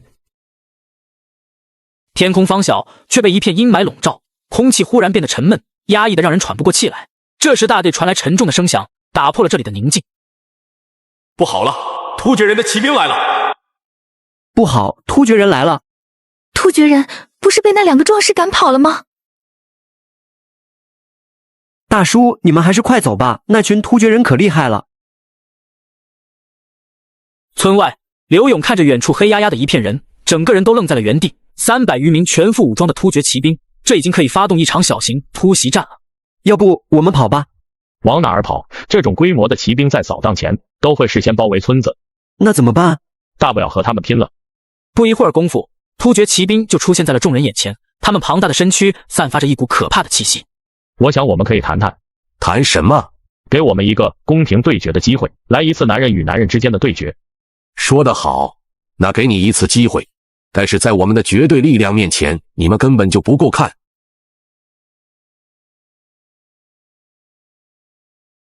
妈的，这叫公平吗？突厥壮汉身披重甲，手持大圆锤，根本就不是普通刀剑能伤的了。如果我赢了，请放过这村子里一半的人。赢了再说吧。呀！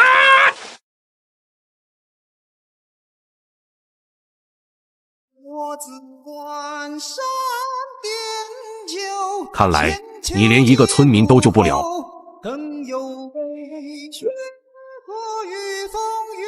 你是街头卖唱的瞎子，却曾一夜杀穿整个帮派；你是路过马匪打劫的对象，却能一人阻挡300突厥铁骑，一人一牛一江湖。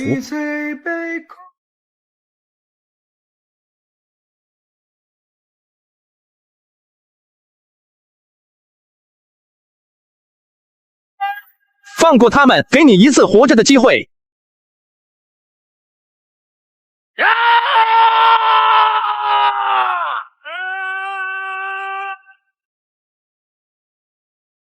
你个死瞎子，居然敢口出狂言，看我怎么灭了你！那我就送你一程。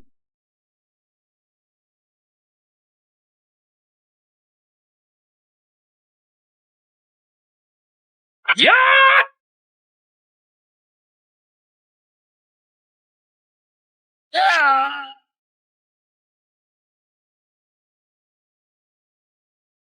我自关山巅，阁下是何方神圣，居然能单杀我最强副将？只是一个路过看热闹的罢了，如有冒犯，还望多多见谅。呵呵，这么说你是来打抱不平的？不敢，还望将军能自行退兵离去。首领一双眼睛如野兽般凶狠地盯着瞎子，嘲笑道：“真是可笑！你以为凭借你一人之力就能阻挡我300铁骑？那就试试吧。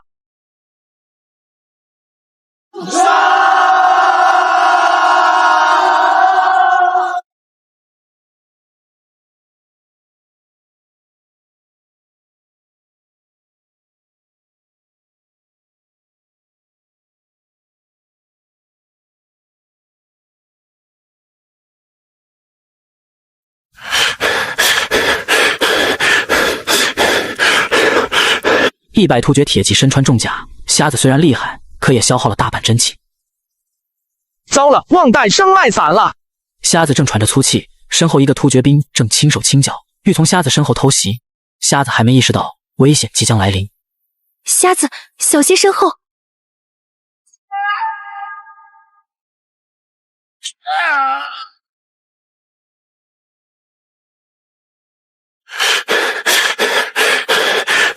我看你也是消耗了大半力气，呵呵，不知你能否面对我剩下的200铁骑？全军听令，给我将这个臭瞎子给杀了，然后踏平整个村子。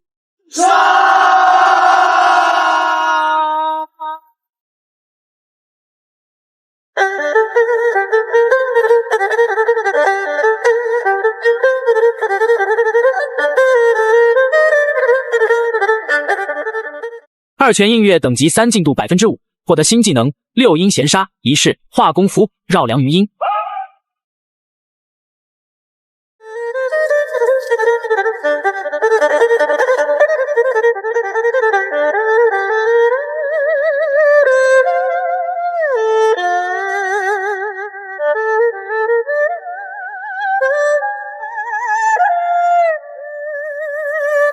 踏平这里，一个都别放过，全部杀了！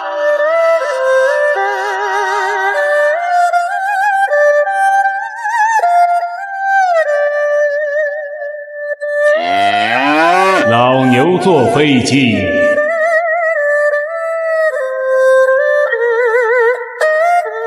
这牛疯了，快跑啊！瞎子，算你厉害，给我等着！如潮水般的突厥士兵迅速退去，不多时便消失在了沙漠之中。瞎子也没多留，牵着老牛，带着犯人裴小仙，准备继续上路。3日后，远处逐渐出现了边关的轮廓，那是一座被称为书城的小城，破旧不堪。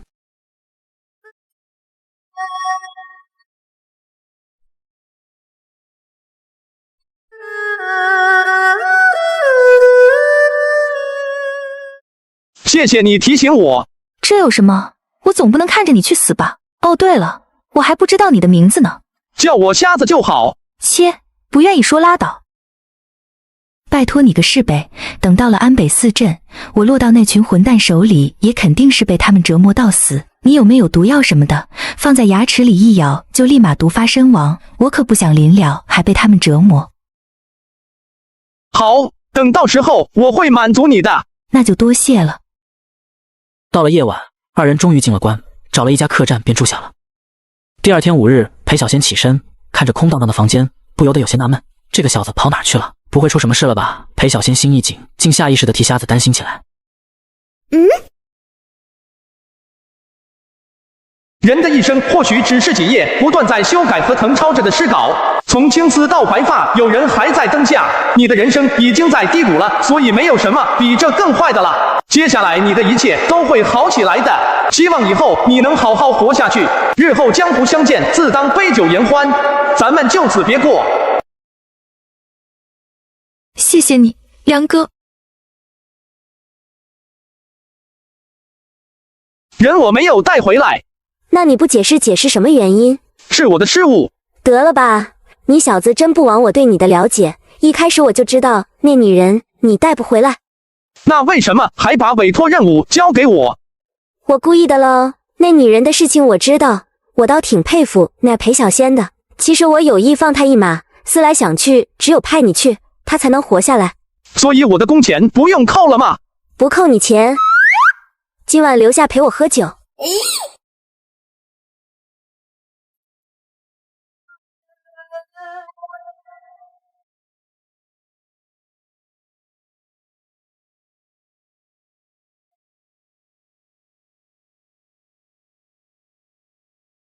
姓名马良，寿命132，二泉映月等级3，进度10%，资质反骨，听风剑法进度90%，六阴闲杀进度63%，归西功进度92%，燕子穿云重35%，气息锁定62%。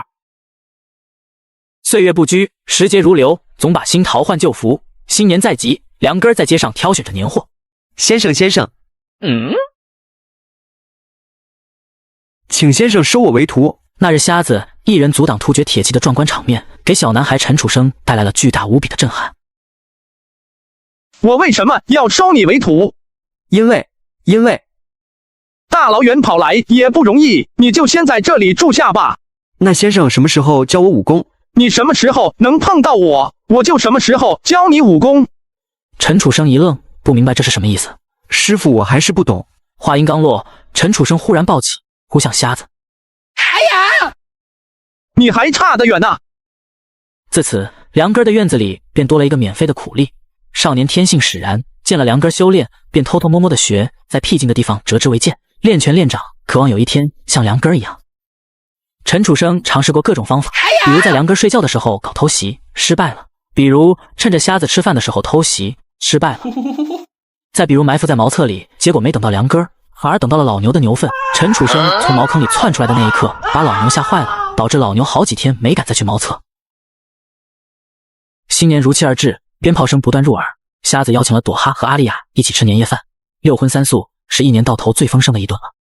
吃罢团圆饭，为所有房子点上了蜡烛，阖家欢聚，守着岁火不让熄灭，等着辞旧迎新的时刻，迎接新年到来。楚生，你在写什么呢？在给我母亲写信。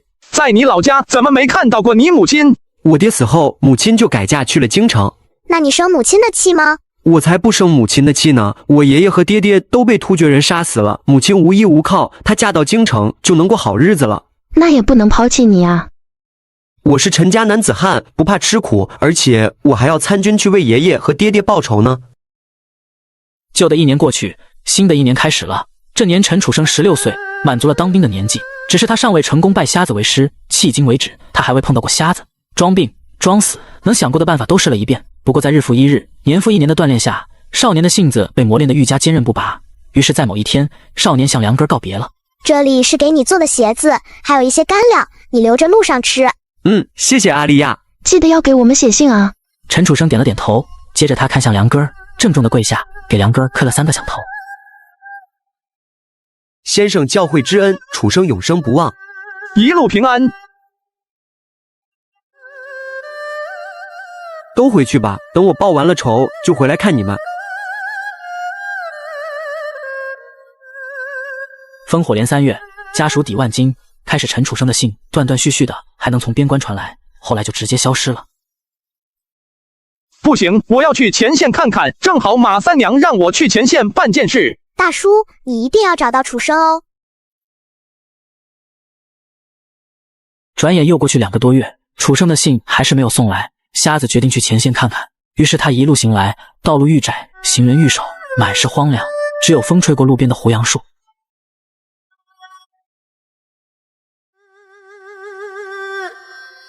都自己找吧，画红叉的就是死了。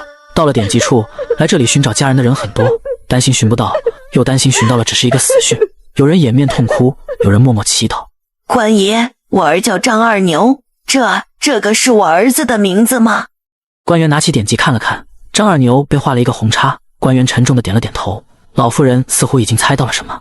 那这上面的红叉，你儿子已经战死沙场了。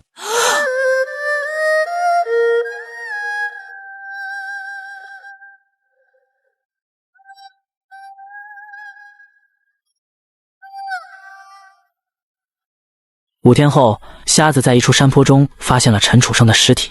这里不是主战场，没有人为他们收尸。瞎子看着楚生，在死前他应该是拼死抵抗过，身上密密麻麻的全是伤口，布满了每一寸肌肤。然而少年的脸庞依旧坚毅，或许在死前他还在幻想着那本不属于他的美好未来。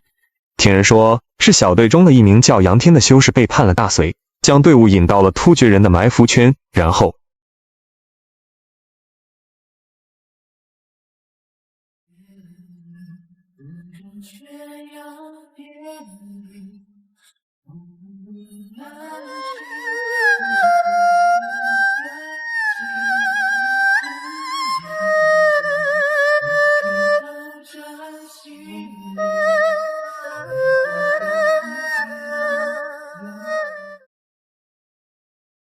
你是一个真正的男子汉，你爷爷和爹爹在下面等着你，他们见到你时一定不会怪你的。这个仇我一定替你报。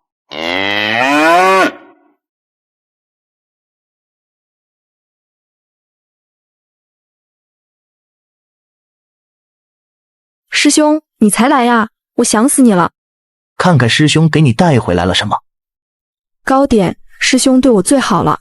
杨天这一次游历在大隋军中办事，获得了一笔不菲的报酬，暗地里却沟通突厥，又获得了一笔丰厚的报酬。一行人有说有笑，正商量着去城里哪家下馆子。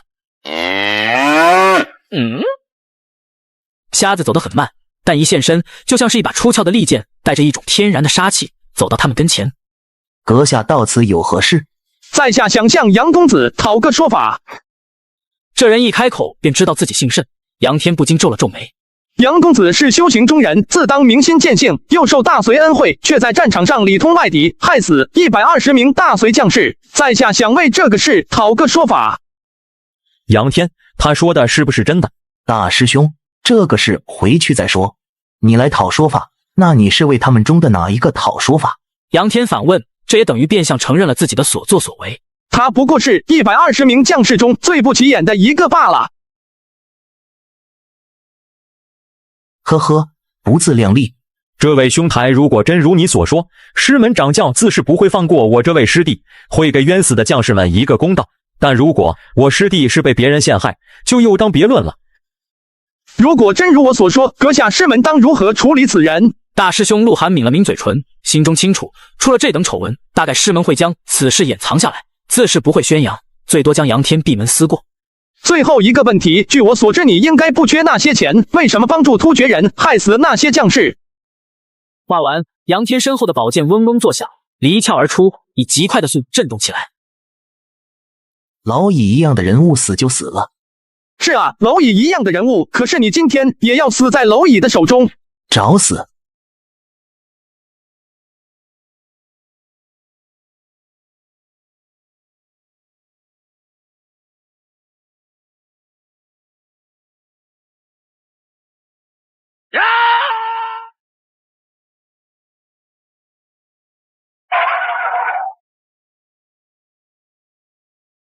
今天我就用死去将士的刀剑来取你的性命。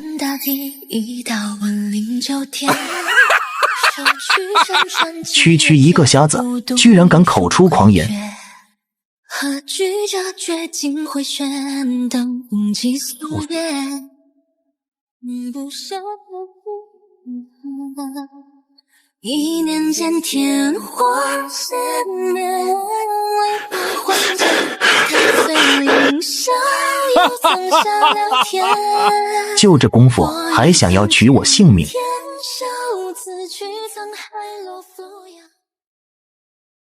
一曲肝肠断，天涯何处觅知音？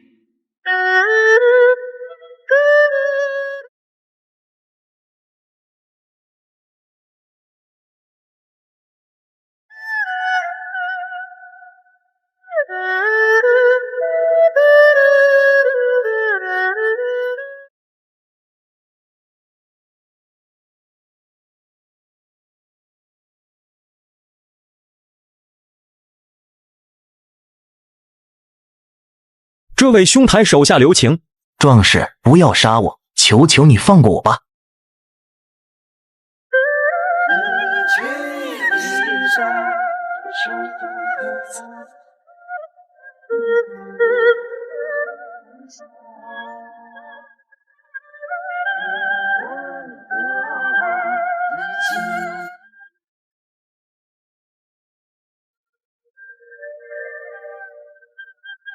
楚生师傅给你报仇了。如果你们想要给他报仇，那就尽管一起上，我不嫌多杀几个。杨天死了，所有人，包括其中修为最高的大师兄鹿晗，全都愣住了，没有人敢对瞎子出手。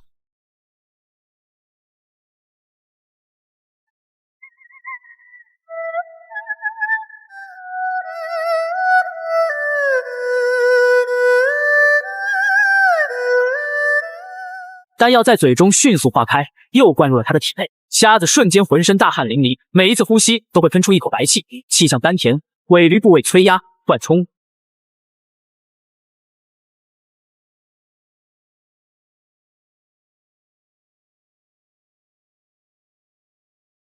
当最后一缕罡气回到丹田的时候，原本空荡荡的左臂，此时却是神奇般的长了出来。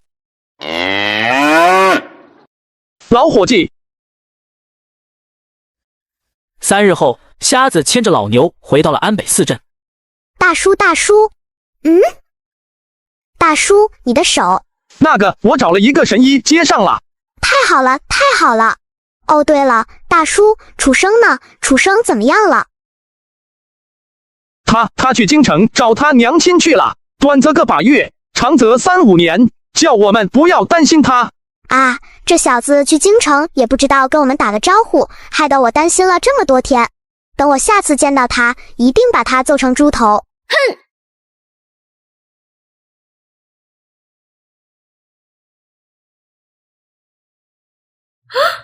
大叔，楚生他过得很好，我们就不要再打扰他了。或许哪一天他会来看我们的。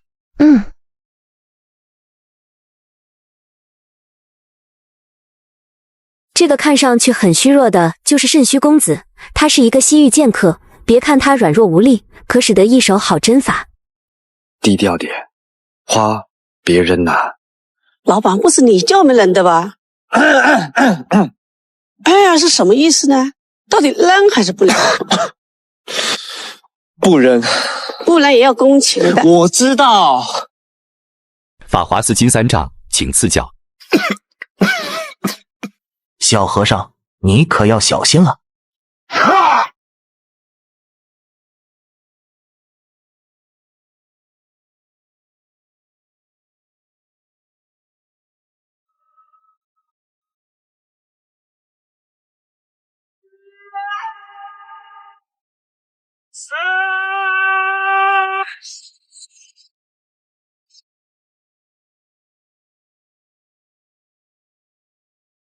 去找西街的老中医，1个时辰内经脉还能保住。多谢施主手下留情。台下要是没人赶上台了，那本公子就回去了。这个肾虚公子统共算下来，已经打败了100余号人了。我看呀，根本没人打得过他了。我看也是，他太强了。虾哥儿，有没有信心打赢他？到时候我们可以狠狠赢上一笔。会不会太出风头了？你傻呀，你蒙个面不就完了？可是我的原则是赌金你6我4。妥了。第3日，马三娘下了一大笔钱，赌的是肾虚公子败。马三娘一向不打没把握之仗，不过这也让很多人等着看他的笑话，因为肾虚公子实在太强了。听说马三娘为你下了很大的赌注，这一次他可要失算了。呵呵，来吧。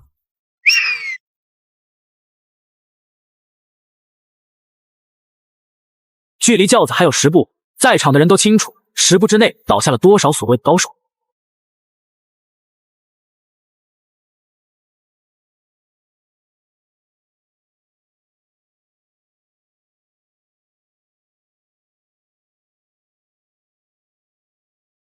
1步、2步、3步，每一步都沉重无比，每一寸都充满了危险。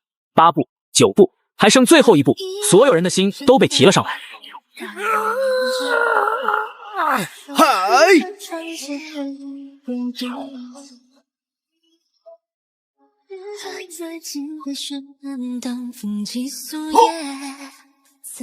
瞎子刀剑出鞘，刀鸣之音响彻天际。胸前一个扣子无声地落在地上，他低下头，怔怔地望着那枚掉落的扣子。我能摘你扣子，就能要了你的命。我输了。既然你输了，那这绣花针我就替你收下了。这些你都拿着吧。三娘，你这是怎么了？没什么，你比我更需要钱。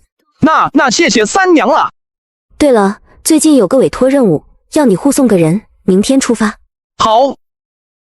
这是你要的生脉伞。好了，没事你就回家吧，明天还要早起赶路。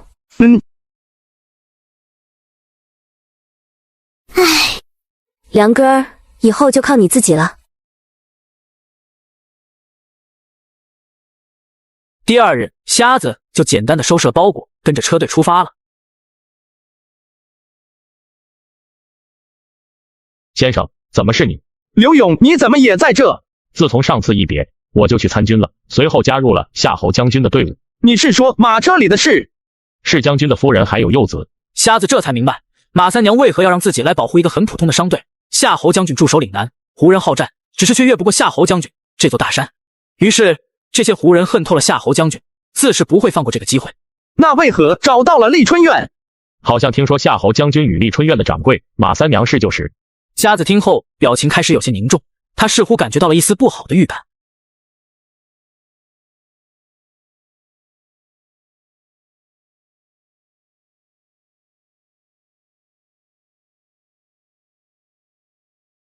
二泉映月进度 20%， 获得暴雨梨花针，获得听风剑法40，飞剑山河漫云天。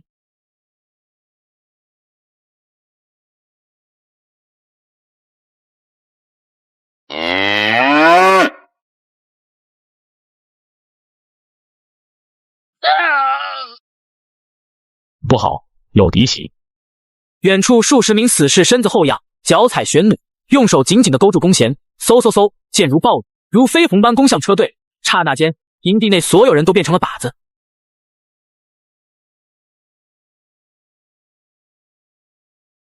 两轮射击后，敌人放弃了玄弩，翻身上马冲杀了过来。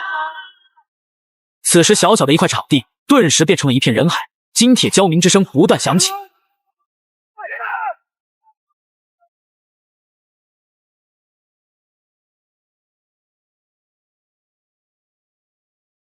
呀！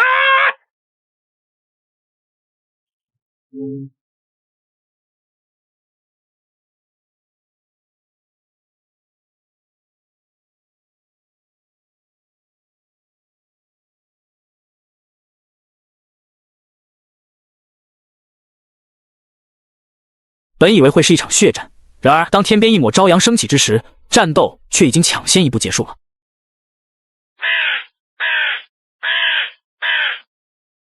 与此同时，丽春院此时此刻却安静的没有一点声音，所有佣人和姑娘以及杀手都被马三娘遣散走了。我记得你刚来的时候还很年轻，你说你要混出名堂，安北四镇从来没有女人做这一行，你是第一个，你是我一手带起来的，有些事情我都可以睁一只眼闭一只眼。或许是我太放纵你了，这一次的事情你是为了家国情怀，舍弃自己的性命，值吗？刘伯，您误会了，我只是还一个人情罢了。值得用命还。是。这是你那日送进我府内的门贴，日后你我再无干系。门贴在火中化为灰烬，便代表着马三娘从此再无靠山了。请吧。原来马三娘之所以能在安北四镇平步青云，都是靠着胡商势力在背后撑腰。如今她违背了他们，所以她就没必要再留存于世了。老伙计，跑快点，三娘可能出事了。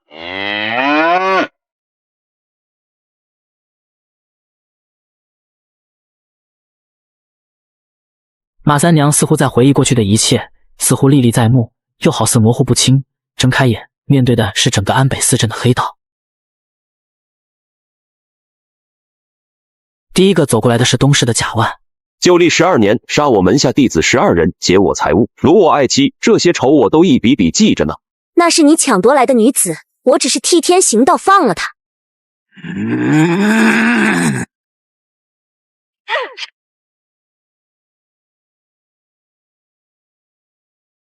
第二个上前来的是9世的赵德柱。这样的美人死了可惜，当初你若跟了我，岂会有今天的下场？呸！别跟我说话，看你就恶心。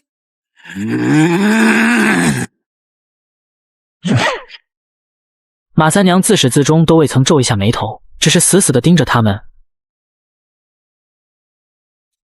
只是半盏茶的功夫，雨水便染湿了脚下的一片鲜红。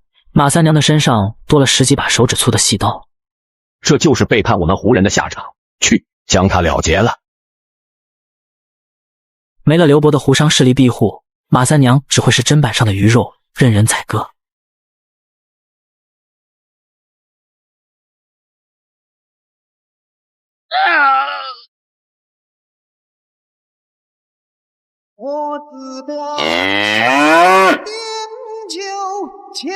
瞎子缓步走来，脚步落在青石板上，发出的声音清晰入耳。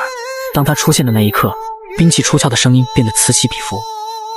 瞎子缓步来到马三娘身前，运用真气拔掉了插在他身上的刀，点了几下，为他止住了伤口。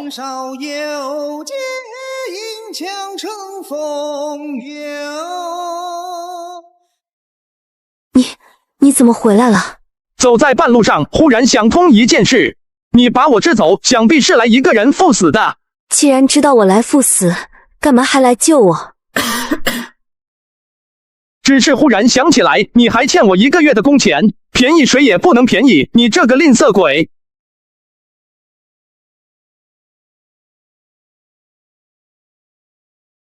诸位老大，风大雨急，我家掌柜身子娇弱，便不打扰了。想走，恐怕没那么容易。是吗？这条路太窄了，不过我并不担心，我想这条路很快就会变得宽敞无比。嗡的一声，一道白色的光亮刺穿雨幕，紧接着四周便响起清晰的剑鸣之声。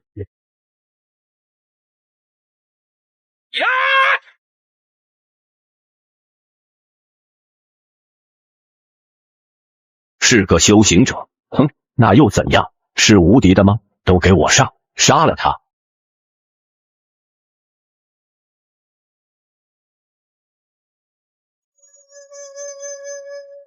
我一望无垠的云淡云云九天，手取山川几远却无动。本以为你有多厉害，呵呵，只不过是一个只会欺负女人的菜鸡。自知不朽，自去无限。一念间，这我想念，我用尾巴环结，踏碎离沙，又曾下2天。之后想做什么？我还没想好，四处走走，找个合适的地方，说不准就住下来了。丽春院的宝贝全部被瓜分了，钱也不要了，舍得吗？生不带来，死不带去的东西，有什么好舍不得的？你安心在这里养伤，我去做饭。谢谢。客气。半月后，马三娘便独自一人离开了安北4镇，没有告别，也没有留下一封信，只是某个清晨，她便离开了这里。自此，安北4镇又迎来了新的洗牌，大名鼎鼎的丽春院被拆除。随着丽春院的消失，瞎子也失去了最重要的生活来源。老牛，要不你奉献出1块肉来，咱俩做一碗牛肉面吃如何？要不这样，晚上你洗澡的水别倒了，明儿个烧开了煮面吃，至少还沾点牛肉味。失去了捉刀人的工作，收入急剧减少，瞎子无奈只能用写字来维持生活开支。刚开始时，没人信一个瞎子会写字，一天接不到几个生意，瞎子就每天教阿丽亚和他的同学赵灵儿写字。1个月后，2个人的字突飞猛进，于是他俩在摊位上帮着写字，这也让他们遇到了京城来的书院4儒之一的钟大家。一箫一剑平生意，附近狂名15年。一笑出门去，千里落花风。好词好词啊！在一番交流下，阿丽亚和赵灵儿意外得到了一次静静读书的机会。这次前来，除了感谢先生对孩子的教诲之恩，还有一件事想要请先生帮忙。但说无妨。此去京城书院要行2000里，书院又不允许未入门的学子带家仆和佣人，不允许学子骑马，所以想请先生帮忙护送他去京城。大叔，求求你护送我们去京城吧。好吧。2天后，他们就出发京城了。他们刚离开安北四镇，便遇见了一个骑着白马的公子。我叫景立，书院的弟子，是特意来接你们的。书院允许的。算是吧，实际上我只送你们到玉门关，顺道看看你们有没有违反规定。不，那便走吧。景立是个话痨，这一路上叨叨个不停。原本大家对这个书院弟子身份十分敬重，结果没几日变成了狗不理。就这样，一群人一路南下，在途中遭遇了匪徒打劫，又遭遇了诡异村庄，最后还遭遇了尸鬼军的袭击。喂，瞎子，你别跟我抢啊！还没等景立说完，瞎子早已操起拐杖冲了上去。便是那一行人了。安北四镇一口气出了2个书院弟子，为已绝后患除之。那个骑马穿儒服的公子是书院的弟子，先把他引走，我们方能出手。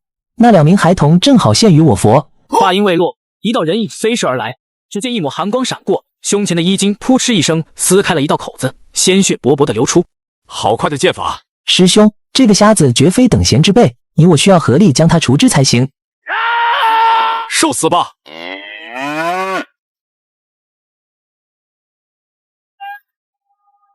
瞎子，你就不能等等我，让我也来砍几刀？谁叫你的腿这么短？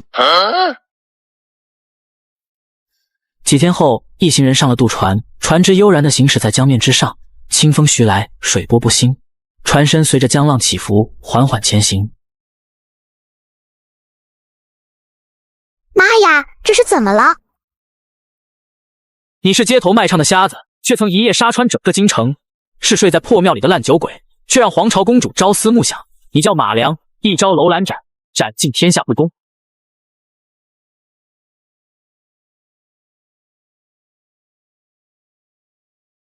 大家不要慌，都抓紧了。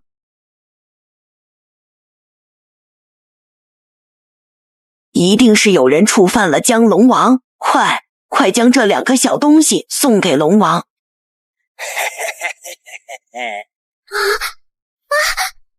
现在不把他们扔下江去，咱们一船人都会没命的。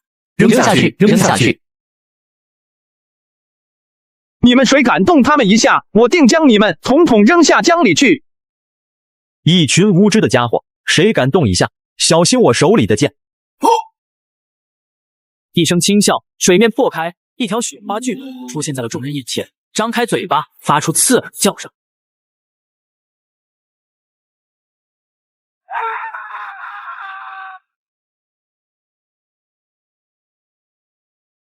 我先上。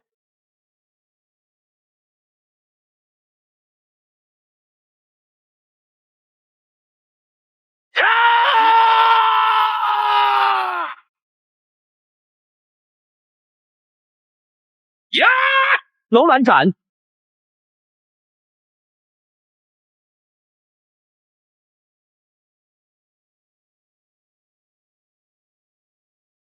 大叔好厉害！看见没，我大叔，那个是我大叔，厉害吧？哼！船家将这巨蟒给大伙炖了吧，压压惊！好的。这下子众人都不敢再说话了。先前那个嚷嚷着最凶的老巫婆呆呆地站在原地。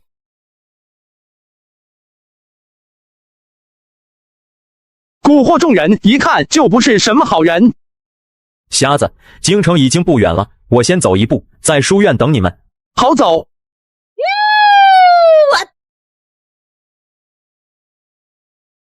渔火星月交辉，两岸杨柳成行，江水映得银波滚滚，夹岸垂柳杨影婆娑，瞎子不由得陶醉其中。姓名马良，寿命150，二泉映月等级3，进度15%，资质下品灵骨，修炼心经、涅盘经，获得宝物修行者的飞剑，细雨一枚，控制程度60%，获得扶桑杖刀。很快，瞎子他们到达了京城，在送完阿利亚他们进入书院后，便和景丽去了酒楼。二人痛痛快快地喝了一顿酒后，瞎子打算先找一个客栈住下。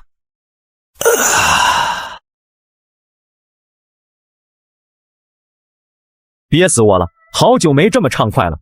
此刻一道残影在夜空中一闪而逝，无声无息地落在他们不远处。什么人？别以为本公子喝醉了就能趁机偷袭我，呵呵，异想天开。兄弟，麻烦说话的时候把裤子提上来先。在下并无恶意。公主怎么会来清月阁玩耍？没听说那里有男宠吗？难不成是看上我这个风度翩翩的公子了？前头带路。不是找你。这位瞎公子，请。瞎子点了点头，脚步有些虚晃地走了过去。那我呢？就在这儿站着。你蹲着也行。好久没见了，你怎地喝了这么多酒？未到身前，公主便闻到了瞎子一身酒气。酒好喝，贪杯了一些。你的手……好了。那你今后有什么打算？还能有什么打算？四处逛一逛，觉得累了便回去了。刘一月轻出一口气，当真是拿他没半点办法。对了，我给你介绍一个人。一旁的马车中走下来一位老者，满脸皱纹，两鬓斑白，此人正是青天监副监正。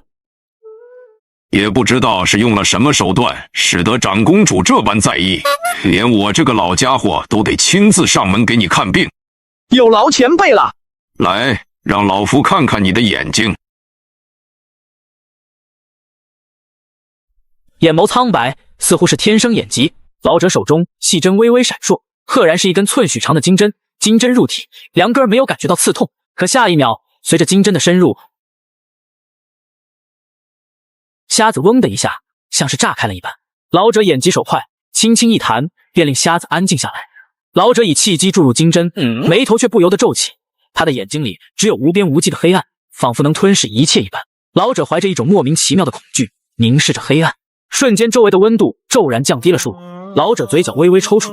娘的，大意了！本以为是炸鱼，结果误入高端局。不知道过了多久，老者收回金针，原本璀璨的金针，此刻竟然失去了光泽。天罚之人，无药可救。何为天罚之人？不沾因果业力，却也终身入不得修行之道，身体有残缺，却在某个方面拥有极强的力量。简单来说，就是不为天地之法所容，徘徊于规矩之外。更通俗易懂一些，你不属于这个世界。短短一句话，让瞎子心中一骇，他当真不属于这个世界。天罚之人虽然极为罕见，可像你这样这般强烈的，别说见了，闻所未闻。做一个普通人，安稳过一生也不错。倒了8辈子血霉了。梁哥，没事吧？无碍了，这次多谢了，我先回去了。今夜酒喝的有些多，下次有机会再见。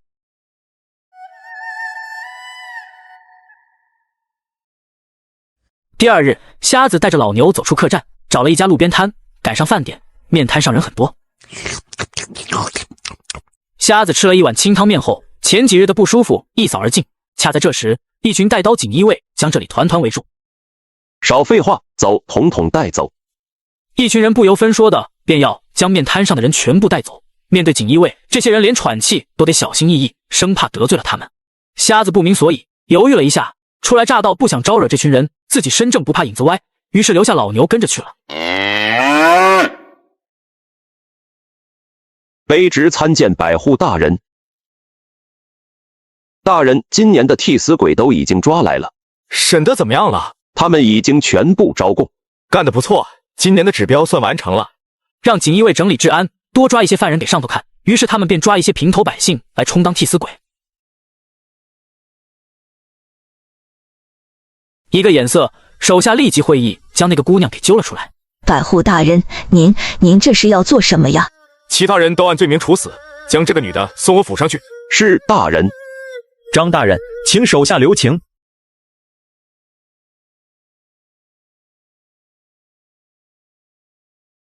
景公子，你们怀路书院的面子我还是要给的。这个瞎子你带走吧。谢过张大人了。不过在下方才一进来，便见张大人欲要杀人，还要侮辱无辜少女，不知是所谓何事。锦衣卫的事还轮不到你来管，赶紧带他走，别妨碍老子做事。瞎子目光看向那个瘫坐在地上瑟瑟发抖的少女，袖手旁观，那就不是行侠仗义的梁根了。今儿个你要是敢动他一下，就别怪我。哟呵，你个死瞎子，快来人，有人在我们锦衣卫闹事。瞎子话还没说完，张公便高声喊道。远处利刃出鞘的声音同时响起，监牢内外的锦衣卫闻声而来。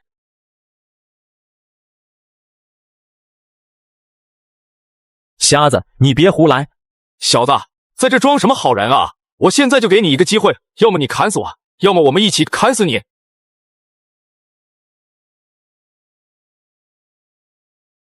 话音刚落，咻的一声，一道耀眼的剑光从张公的脖颈划过，张公连反应的时间都没有，待得剑光泯灭，众人只看见一滴鲜红的血珠滴落。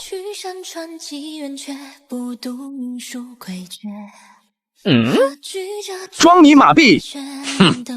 瞎子轻声道了一句，不等众人反应过来，拔腿便走。你杀的是锦衣卫百户张公，他父亲、叔叔、爷爷都在锦衣卫任高职，且很有背景。现在锦衣卫满大街的搜捕，恐怕你很难逃出去，后悔吗？做都做了，有什么好后悔的？如果当时我不出手，才会后悔。道士先生您在下，现在可是逃犯，为何愿助我？如果老夫在场，也会砍下那一刀，这个理由够不够充分？多谢。只是连累了警力，不必自责。问新官，这是他必须要经历的一劫，如若跨过此劫，便是鱼跃龙门。对了，老夫在书院有个湖心小亭，你便暂时去那里歇息吧，帮老夫摘抄典籍，谅他们也猜不到你藏在书院。多谢先生。这世上没有不透风的墙，很快张公的事情真相败露，成了街头巷尾的谈资，说张公借势抢夺民女，残害百姓，简直禽兽不如。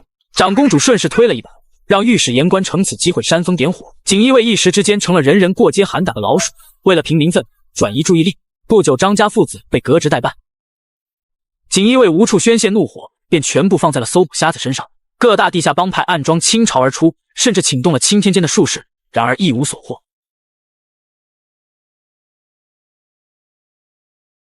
景丽深深望了一眼湖心亭中的梁根，脚步轻点，轻飘飘地落到水面，一落便是数丈之外，脚尖点在水面上，如履平地。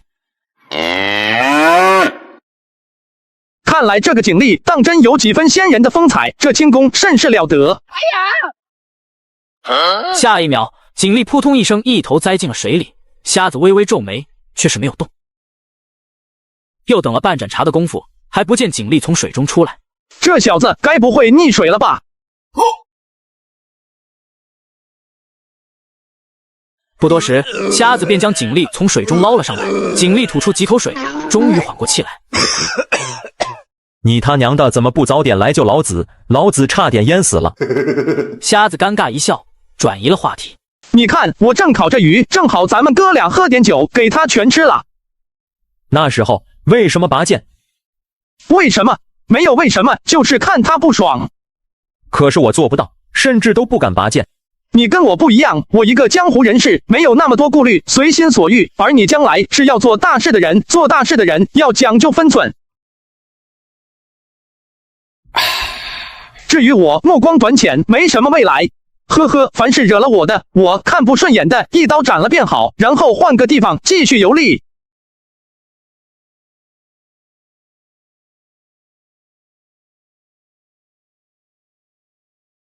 你来了。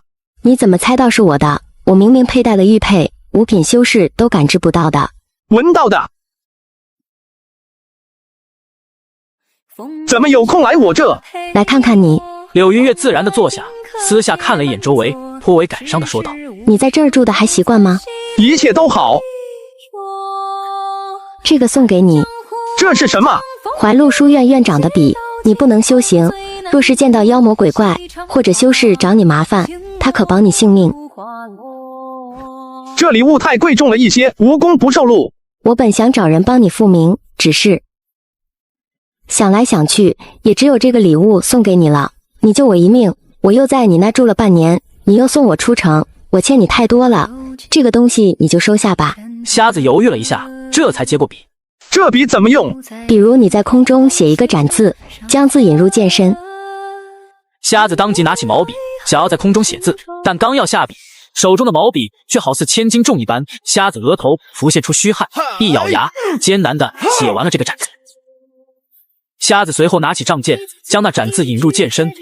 忽然间，杖剑变成了数倍。瞎子感受着剑鞘中传来的阵阵寒意。瞎子一刀挥出，半息之内，远处湖面上刀锋所指之处，炸起一道水墨，哗啦一声，无数水珠化为一缕青烟，消散在空气中。这笔竟然有附魔功能，果然神奇。时间尚早，不如我们乘船去湖里转转。我许久没来了，怪想这里的。好。第二日清晨，警力来到湖心亭找梁根。真让你猜着了，他们找到了阿丽亚他们的住处，也知道了你在这里，他们准备要对你们动手了。知道了。你准备怎么做？我操！侠客笔怎么在你这儿？别人送我的。难不成是公主？梁哥，以后你我就是异父异母的亲兄弟。等您日后与公主掌控了大隋的天下，千万别忘了我啊！第三日午夜，雨下得格外大。张家府邸，老大张明海正在安排手下准备对瞎子他们动手。不管动用多少人力物力，都要把杀害我儿的凶手及那2个孩子除掉。是。老大张明海话音刚落，一个戴着斗笠的人忽然走了进来。何人？张大人好差的记性，一直满京城的找在下，怎么这时反倒把在下忘了？张明海周身气息暴动，没曾想对方的胆子竟然这般大，直直找上门。去杀了他！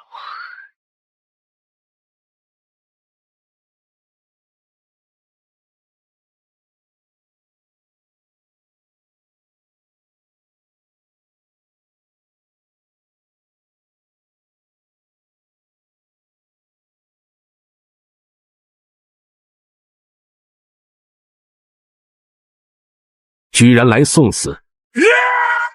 话音刚落，张明海全身真气爆裂，对着堂下的瞎子一拳身夫，防暴的劲气直接将瞎子震退至院中。你就拿一根竹棍来挑战我这4品武夫！话完，张明海脸色一变，气血便如这院子中的瓢泼大雨，直压而下，周遭的空气发出一声炸雷般的响。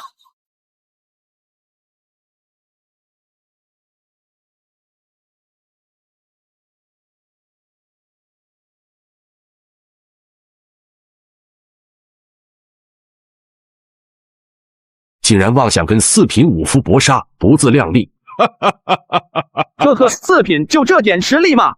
既然你们残害百姓，没人管，而且还想动阿丽亚他们，那么你和你府上的人就没有留在世上的必要了。清风剑法4式，飞剑山河漫云天。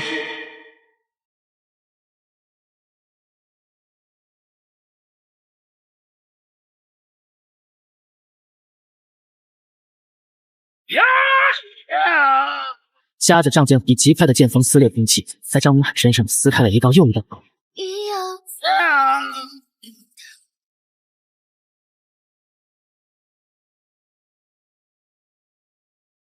我自万山点酒，酒解入喉，更有飞雪作雨。瞎子平静地转身，向着偏殿走去。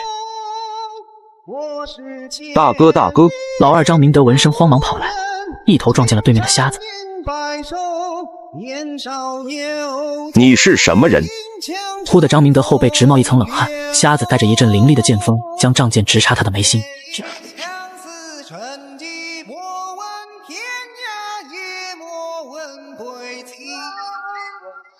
脚步声继续响起，院内惊叫声也在此起彼伏的响起。老三张明山听见动静，甩开女眷，忙从床上爬起，正要冲出房门，以仗剑从门缝中间射了进来。张明山还没来得及反应，仗剑直接插入了他的胸口。好在他及时抓住了仗剑，剩下的一半并没有全部插入。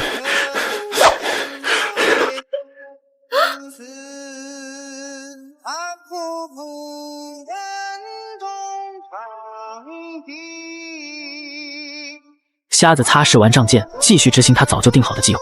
此时此刻，整个张家大院被一片刀光剑影所笼盖，怒喊声、哀嚎声响彻天际。张家四兄弟接连倒在血泊之中，包括张家所有人。这场战斗来得快，去得也快。解个手，怎么这么久？顺道买了一壶酒。接下来准备去哪儿？接了一个送货的活，去广陵南国公府归还一批种子。只是半盏茶的功夫，一碗面吃完，大街上有人匆匆跑过。杀人了，杀人了！张家被灭门了。怎么回事？对了，替我跟钟大家道一声谢。喂，下次见面是什么时候啊？有缘自会相见。从京城到广陵，路路盘查的严，梁根现在是通缉犯，所以选择了水路。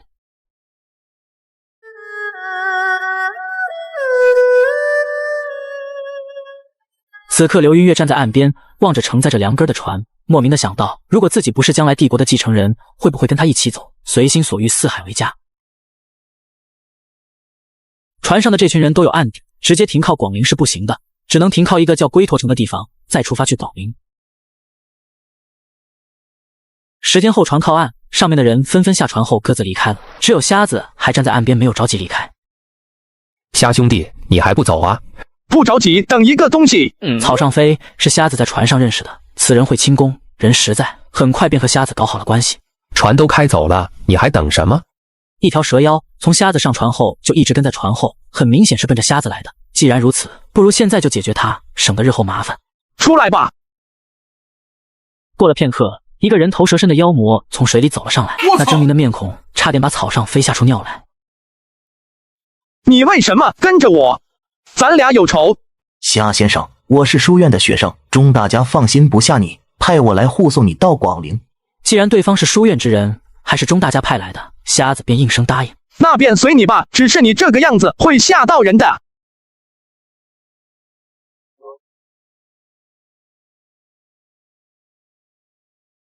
龟驼城是一座小半岛，三面环水，进到里面随处可见有神龟造型的建筑，还有些人穿着奇奇怪怪的服饰。这里的人怎么都在跪拜一个老乌龟？那个是神龟教教主，在这里神龟教教主的权力甚至要大过当地的县令。如若在龟驼城有人不尊敬神龟，人头都要落地。官府不管，凡事都有两面性。神龟教虽然嚣张跋扈，但是他们对龟驼城的发展也起到了不小的作用。天色已晚，他们便找了一家客栈住下，掌柜给他们开了2间房。走进去，看到角落里供奉着神龟的神龛，颇为诡异。咱们龟驼城的规定，无论是外来的游客也好，还是本地的百姓，都要每日烧香供奉龟神老爷的神像。我要是不供他，他还会找我的麻烦不成？客人不要胡说，犯忌讳。告诉你们吧，一些外来游客也有不信不供奉的，最后都落不得一个好下场。瞎子有些没想到，这鬼神竟如此嚣张，不上香便取人性命，莫不是自己急着去广陵，真想会一会这个老乌龟。哼，我是儒家弟子，怎么能拜这种乌七八糟的野神？瞎子却是不甚在意，入乡随俗，保风调雨顺，与民同乐。瞎子手持3炷香，用侠客笔在上面写了平安2个字，便对着神龛像模像样的虚拜了3拜，保佑平平安安，无灾无难，万事如意。说完，将3炷香插入香炉当中。随后，瞎子明显感受到了体内的气息飘出去一缕。与此同时，神龟教乾坤府内的宝座上坐着一位青袍老者，青袍老者面目春风，正是这龟驼城中家家供奉的龟神。他修行数百年，寿元正值鼎盛。敬龟神爷，龟神爷，这就是前几日那个放了狂言、不知天高地厚的家伙，小的已经将他咔嚓了，给龟神爷泄愤。这是干得不错，赏。谢神龟爷。平平安安，无灾无难，万事如意，万事如意，万事如意。话音刚落，神龟爷表情忽然一僵，紧接着一口血喷了出来，就像被一块烧红的烙铁烫了一下，疼得他满地打滚。堂下众妖皆是一惊。父亲，你怎么了？龟神被抬下休息去了，小乌龟和众妖拿出阴阳镜。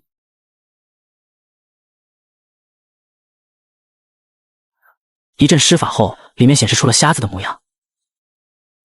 就是这个人在施法拜我父亲，跟我去杀了他，包括他身边所有人。是少主。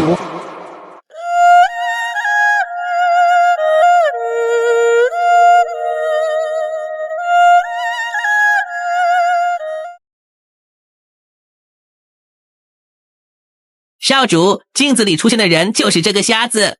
哼，哪来的瞎子，居然对我父亲下这么重的手？我只是拜了拜龟神，上了炷香而已。少说废话，你上的香下了魔咒，现在我父亲都快不行了。你拿命来！呀！几个不成精的小妖而已。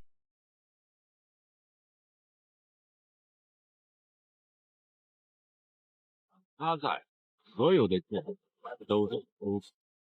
没想到一个瞎子居然有这么高深的武力。全部给我上，杀了他！一定要杀了他！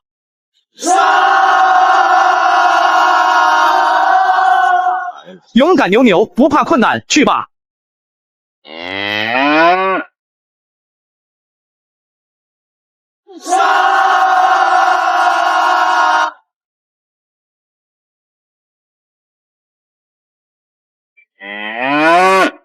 老牛坐飞机。江湖悠说不自在。我本只是想给你们一个教训，没想到你们自己过来送死，那我只能勉为其难的杀了你们。臭瞎子，你真当我是个菜鸟？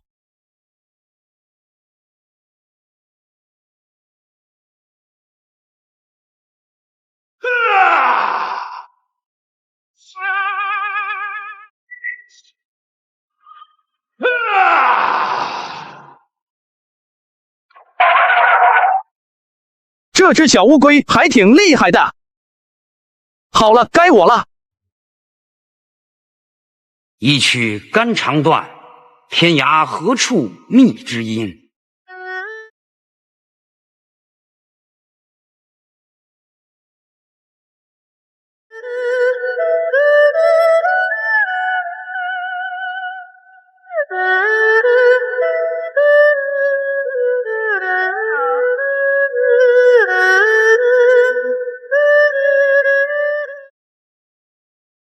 杀了这群不成精的小妖，瞎子知道待不下去了。临行前，他又给龟神上了3炷香，保佑一路平平安安，无灾无难。1天后，龟驼城传来消息说，神龟忽然暴毙了。经过10天的赶路，终于到达广陵府城外了。先生，前面就是广陵府了，我已经安全护送你到这里了，我先走一步，将来有缘再见了。多谢子明。瞎兄弟，广陵府内城你我是很难进去的，我们就此别过吧。诺，这是一张悬赏令，你拿着，看你身手了得，一定能完成这个任务。广陵府外城有2大帮派，最近斗得死去活来，其中一个叫流星帮的帮主准备雇人杀了敌对老龙帮的帮主，于是瞎子就来到了这里。为了钱就搭上命，值吗？我不是为了钱，我是为了能进城。哈哈，咱俩目标倒是一样。我婆娘生了，我要回去看她。不消片刻，里屋走出来一个人，正是流星帮帮主马玉。你们俩都是我从茫茫人海中选出来的。不是一共就2个人来报名吗？但是可惜，杀手只能有1个。我去，我保证完成任务。瞎子正要说什么，价钱我只要1半。瞎子略一犹豫，钱我不要了，只有你把我送进内城就行。我再倒打你2两银子。你还有什么要说的吗？我说个屁啊！再说一句，待会这货都得把腰子搭上了。临走时，汉子冲瞎子一拱手：“兄弟，对不住了，只是我答应了婆娘，一定要回去看她和孩子。这是1两银子，就当请兄弟喝个酒。”那便恭敬不如从命了。你叫什么？这钱明儿还你。在下铁柱，多谢兄弟。第2日傍晚，瞎子拿着铁柱给的1两银子，和老牛美美的在面摊上吃了一顿。小二来2碗素面，多放葱花和香菜。哎呦，夏爷，您怎么在这儿呢？快跟我回去吧。来者正是流星帮帮主身边的军师白纸扇。怎么了？刺杀失败了，那汉子死了。瞎子想起了昨日说着要回去看婆媳和孩子的汉子，不免有些惋惜。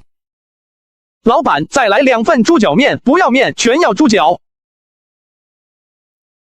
老荣帮帮主曹广是个拳师，他每日都要沿着荷花塘的长亭走上几圈。今日走到荷花塘边，就远远看到一个戴着斗笠的人在拉二胡。曹广似乎完全不在意那人，自顾自地迈着脚步，但是他的眼睛却一直在观察对方的手，那是一双练武的手。谁派来的？是不是流星帮？一个将死之人，不需要知道太多。呵呵，昨天来了一个送死的，今天又来一个。小子，拿出你的看家本领来！呀！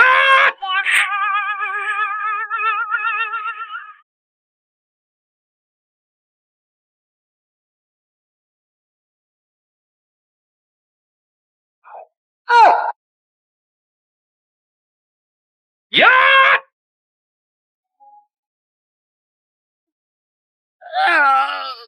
我已要孤枕大地一道。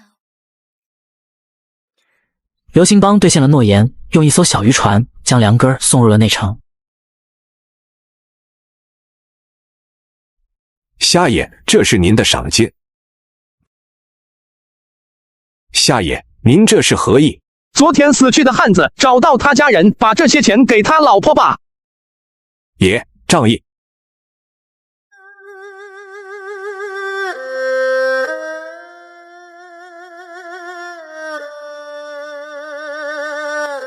细细听来，呼声中带着一丝淡淡的失落和伤感，遗憾与惋惜。细细听下去，却又带着一丝倔强，仿佛在诉说着常人无法理解的苦涩。少爷，你怎么哭了？小兰，我们还有钱吗？还有一些是留给少爷买鞋子的。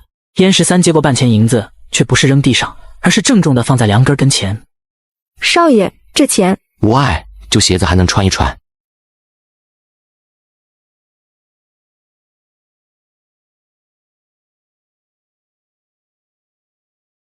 一曲结束，有人起哄，梁根便又徐徐拉了起来。不一样的曲子拉出了不一样的心境。燕13就那么静静地站在那里，不知听了多少遍。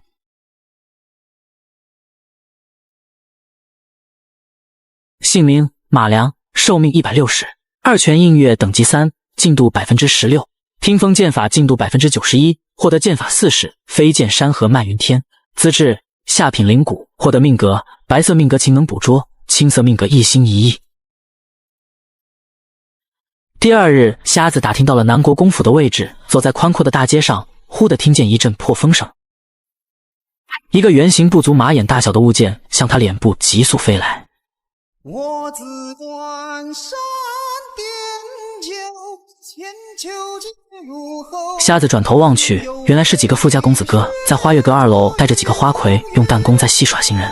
哎呦，燕少，那人身手不错。这个被称燕少的人名叫燕金阳，是南国公府的二公子，自是嚣张的很。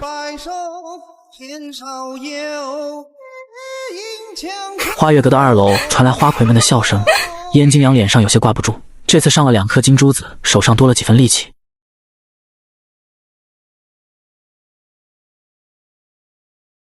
死瞎子，还不快把金珠子还给燕少！去告诉他这里是谁的地盘！话完，从楼上下来2个打手，走到瞎子跟前，抡起拳头砸向瞎子。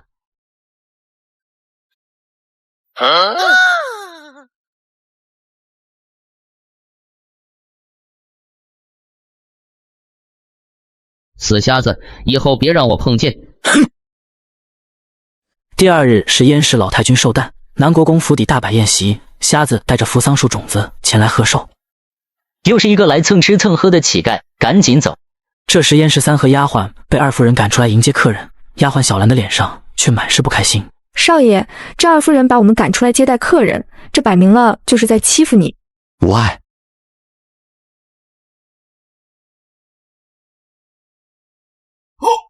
怎么是你？先生定是不记得我了。在下燕13，昨日有幸听先生一曲，感同身受。咱们倒真是有缘分。哦，对了，先生您今日前来是有何事？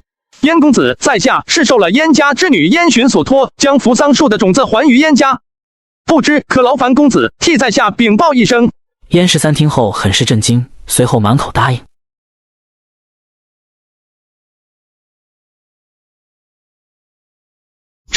这不就是那个死瞎子吗？他怎么来了？祖母，您看燕13他弄了一个乞丐进来给您添堵。这个13可真没点眼力见，就随他那个娘了。哼！13，这到底怎么回事？祖母，这位虾先生说是受烟熏姑姑所托送扶桑树种子来的。此言一出，满堂皆惊。扶桑树乃是燕家的圣物，10余年前随着烟熏一起失踪了。这是真的。瞎子随后便将种子拿了出来。扶桑种子消失10余年，此刻再回南国公府，当真是一件轰动的大新闻了。老身本以为死后无颜面对列祖列宗，没曾想有朝一日还能再找回扶桑树。先生，请受老身一拜。老太君折煞晚辈了。先生，您是我燕家的恩人，我们真不知道该怎么感激您才好啊。我只是为了完成友人的所托，老太君要谢，便谢那位把我引进门的13公子吧。13，你这件事做得不错。府里没给你月例吗？穿得这般破烂。谢父亲关心。先生，老身想知道燕巡现在已经。既然如此，先生便一定要在府中多留一些时日，也好让我们尽尽地主之谊。梁哥推迟不过，便只好答应在府中多留一段时日。第2日，南国公府湖边雅苑，吃过早餐后，瞎子正在观想修行，忽听敲门声传来。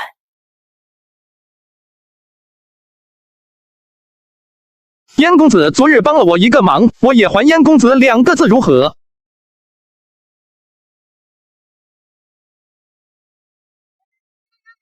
只上2字，好似带着一股摄人心魄的力量，让燕13心猛地一沉，只觉得眼前一片迷雾。燕13，你深入见己，早已无可救药，何苦为难自己？莫非你还对自己人生抱有一线希望？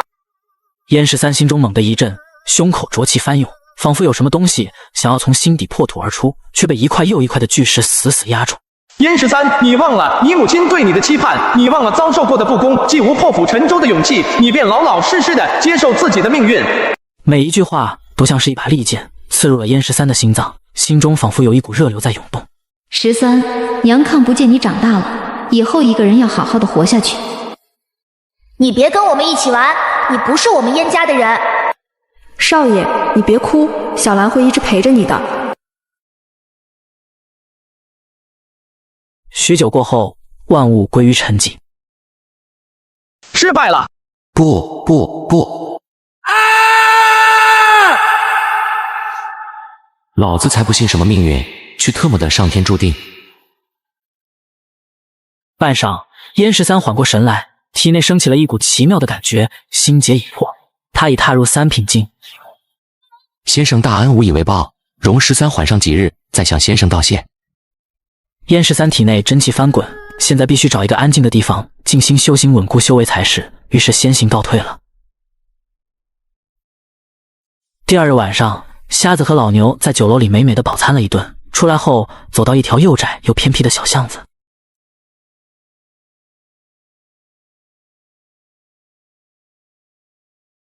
草上飞，2个孩子见有人来了，小男孩吓得立马退到了姐姐的身后。不要怕，我跟你们父亲是朋友。瞎子扶起他，叫了数声，才勉强叫醒喝醉的草上飞。咦，你怎么也在这儿？你这是喝了多少啊？还带着孩子，就不怕出事啊？出事了更好，死了一了百了，比活着痛快。你家里还有什么人？还有娘亲。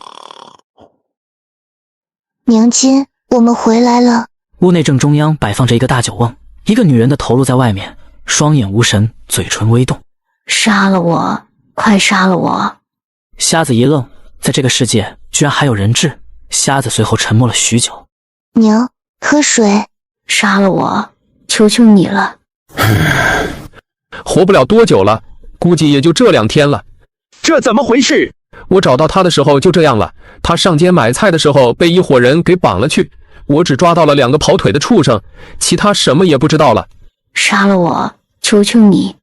女人的声音断断续续的传来，听得人心酸。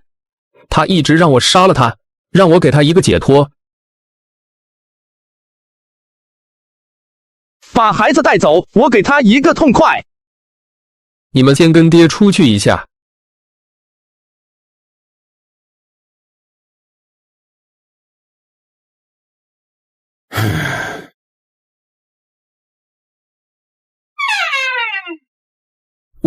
我送你。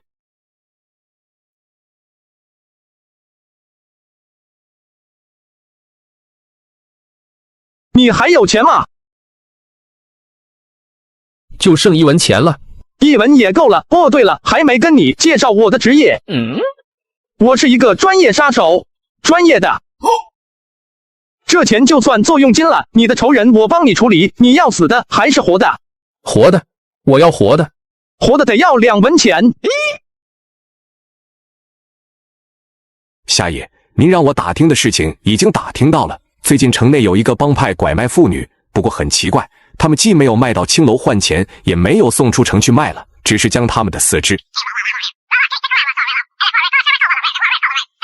夏爷，有用得着的地方，您一句话。不用，谢谢。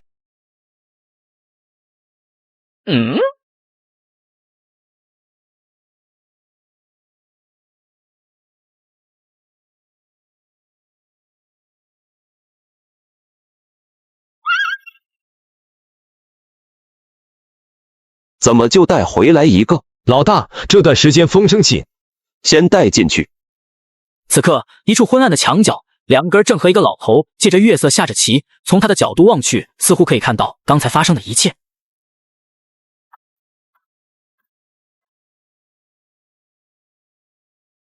最近丢失的妇女多，风声有些紧，不好抓。去手去脚。是。阿弥陀佛。碧青和尚的嘴角露出一丝慈祥的笑容，在他面前的根本不是什么佛像，而是5个酒瓮，其中4个酒瓮里各自装着一个没有了4肢的人。这个月只有5个，也不知道会不会耽误了师父修行。我扶此杯。将军，求求你，求求你放了我吧！我家里的小孩还等着我回去呢，求求你！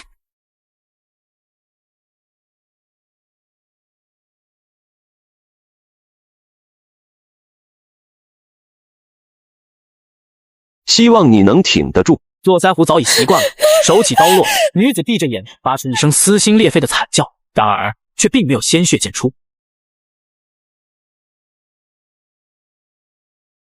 这是飞剑。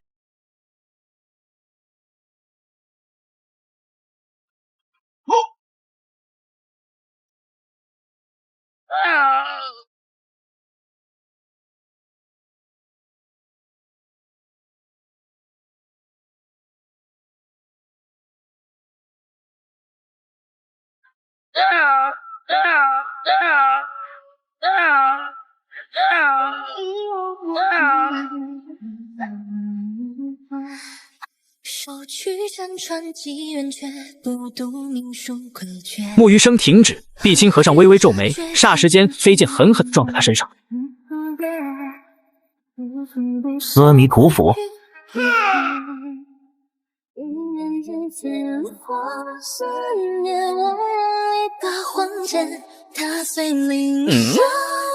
哎，我说你这个年轻人，下棋就下棋，手指老动来动去做什么？是不是有什么病了？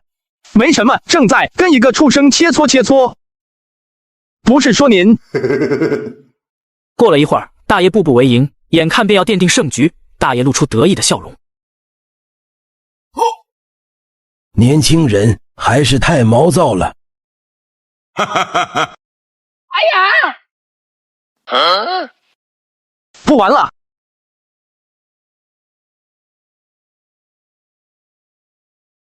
瞎子推开院门，大步走了进去。院子里横七竖八的躺着不少人，随后径直走入堂内，发现碧青和尚已经倒在血泊之中，浑身是血，任凭你金钟罩也抵挡不了飞剑的持续攻击。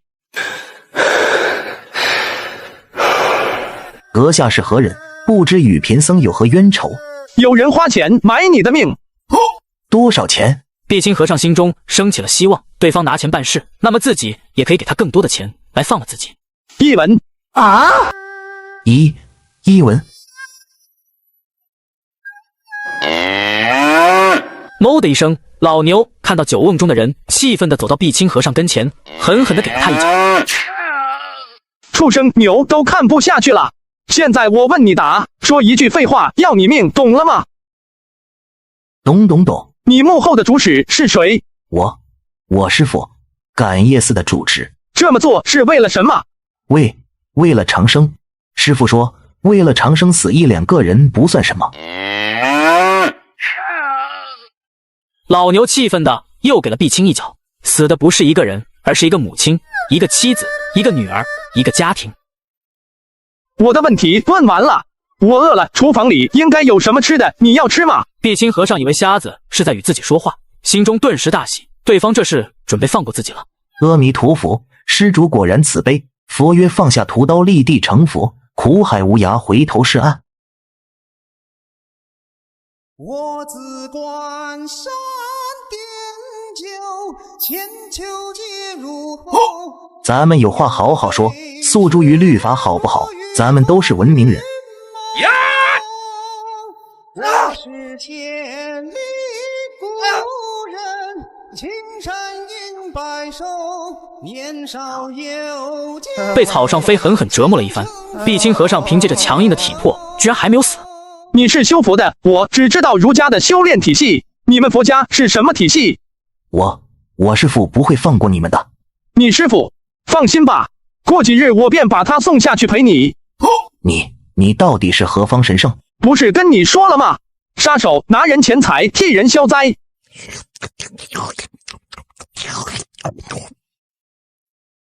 好了，现在我要送你下去了。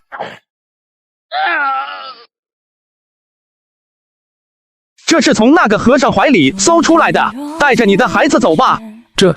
这也太多了，还是你留着吧。死人的东西不能拿，否则对方会变成阿飘来找你的。明天早上就走吧，离开这里。为什么？帮我？这可不是帮你，咱俩是雇佣关系，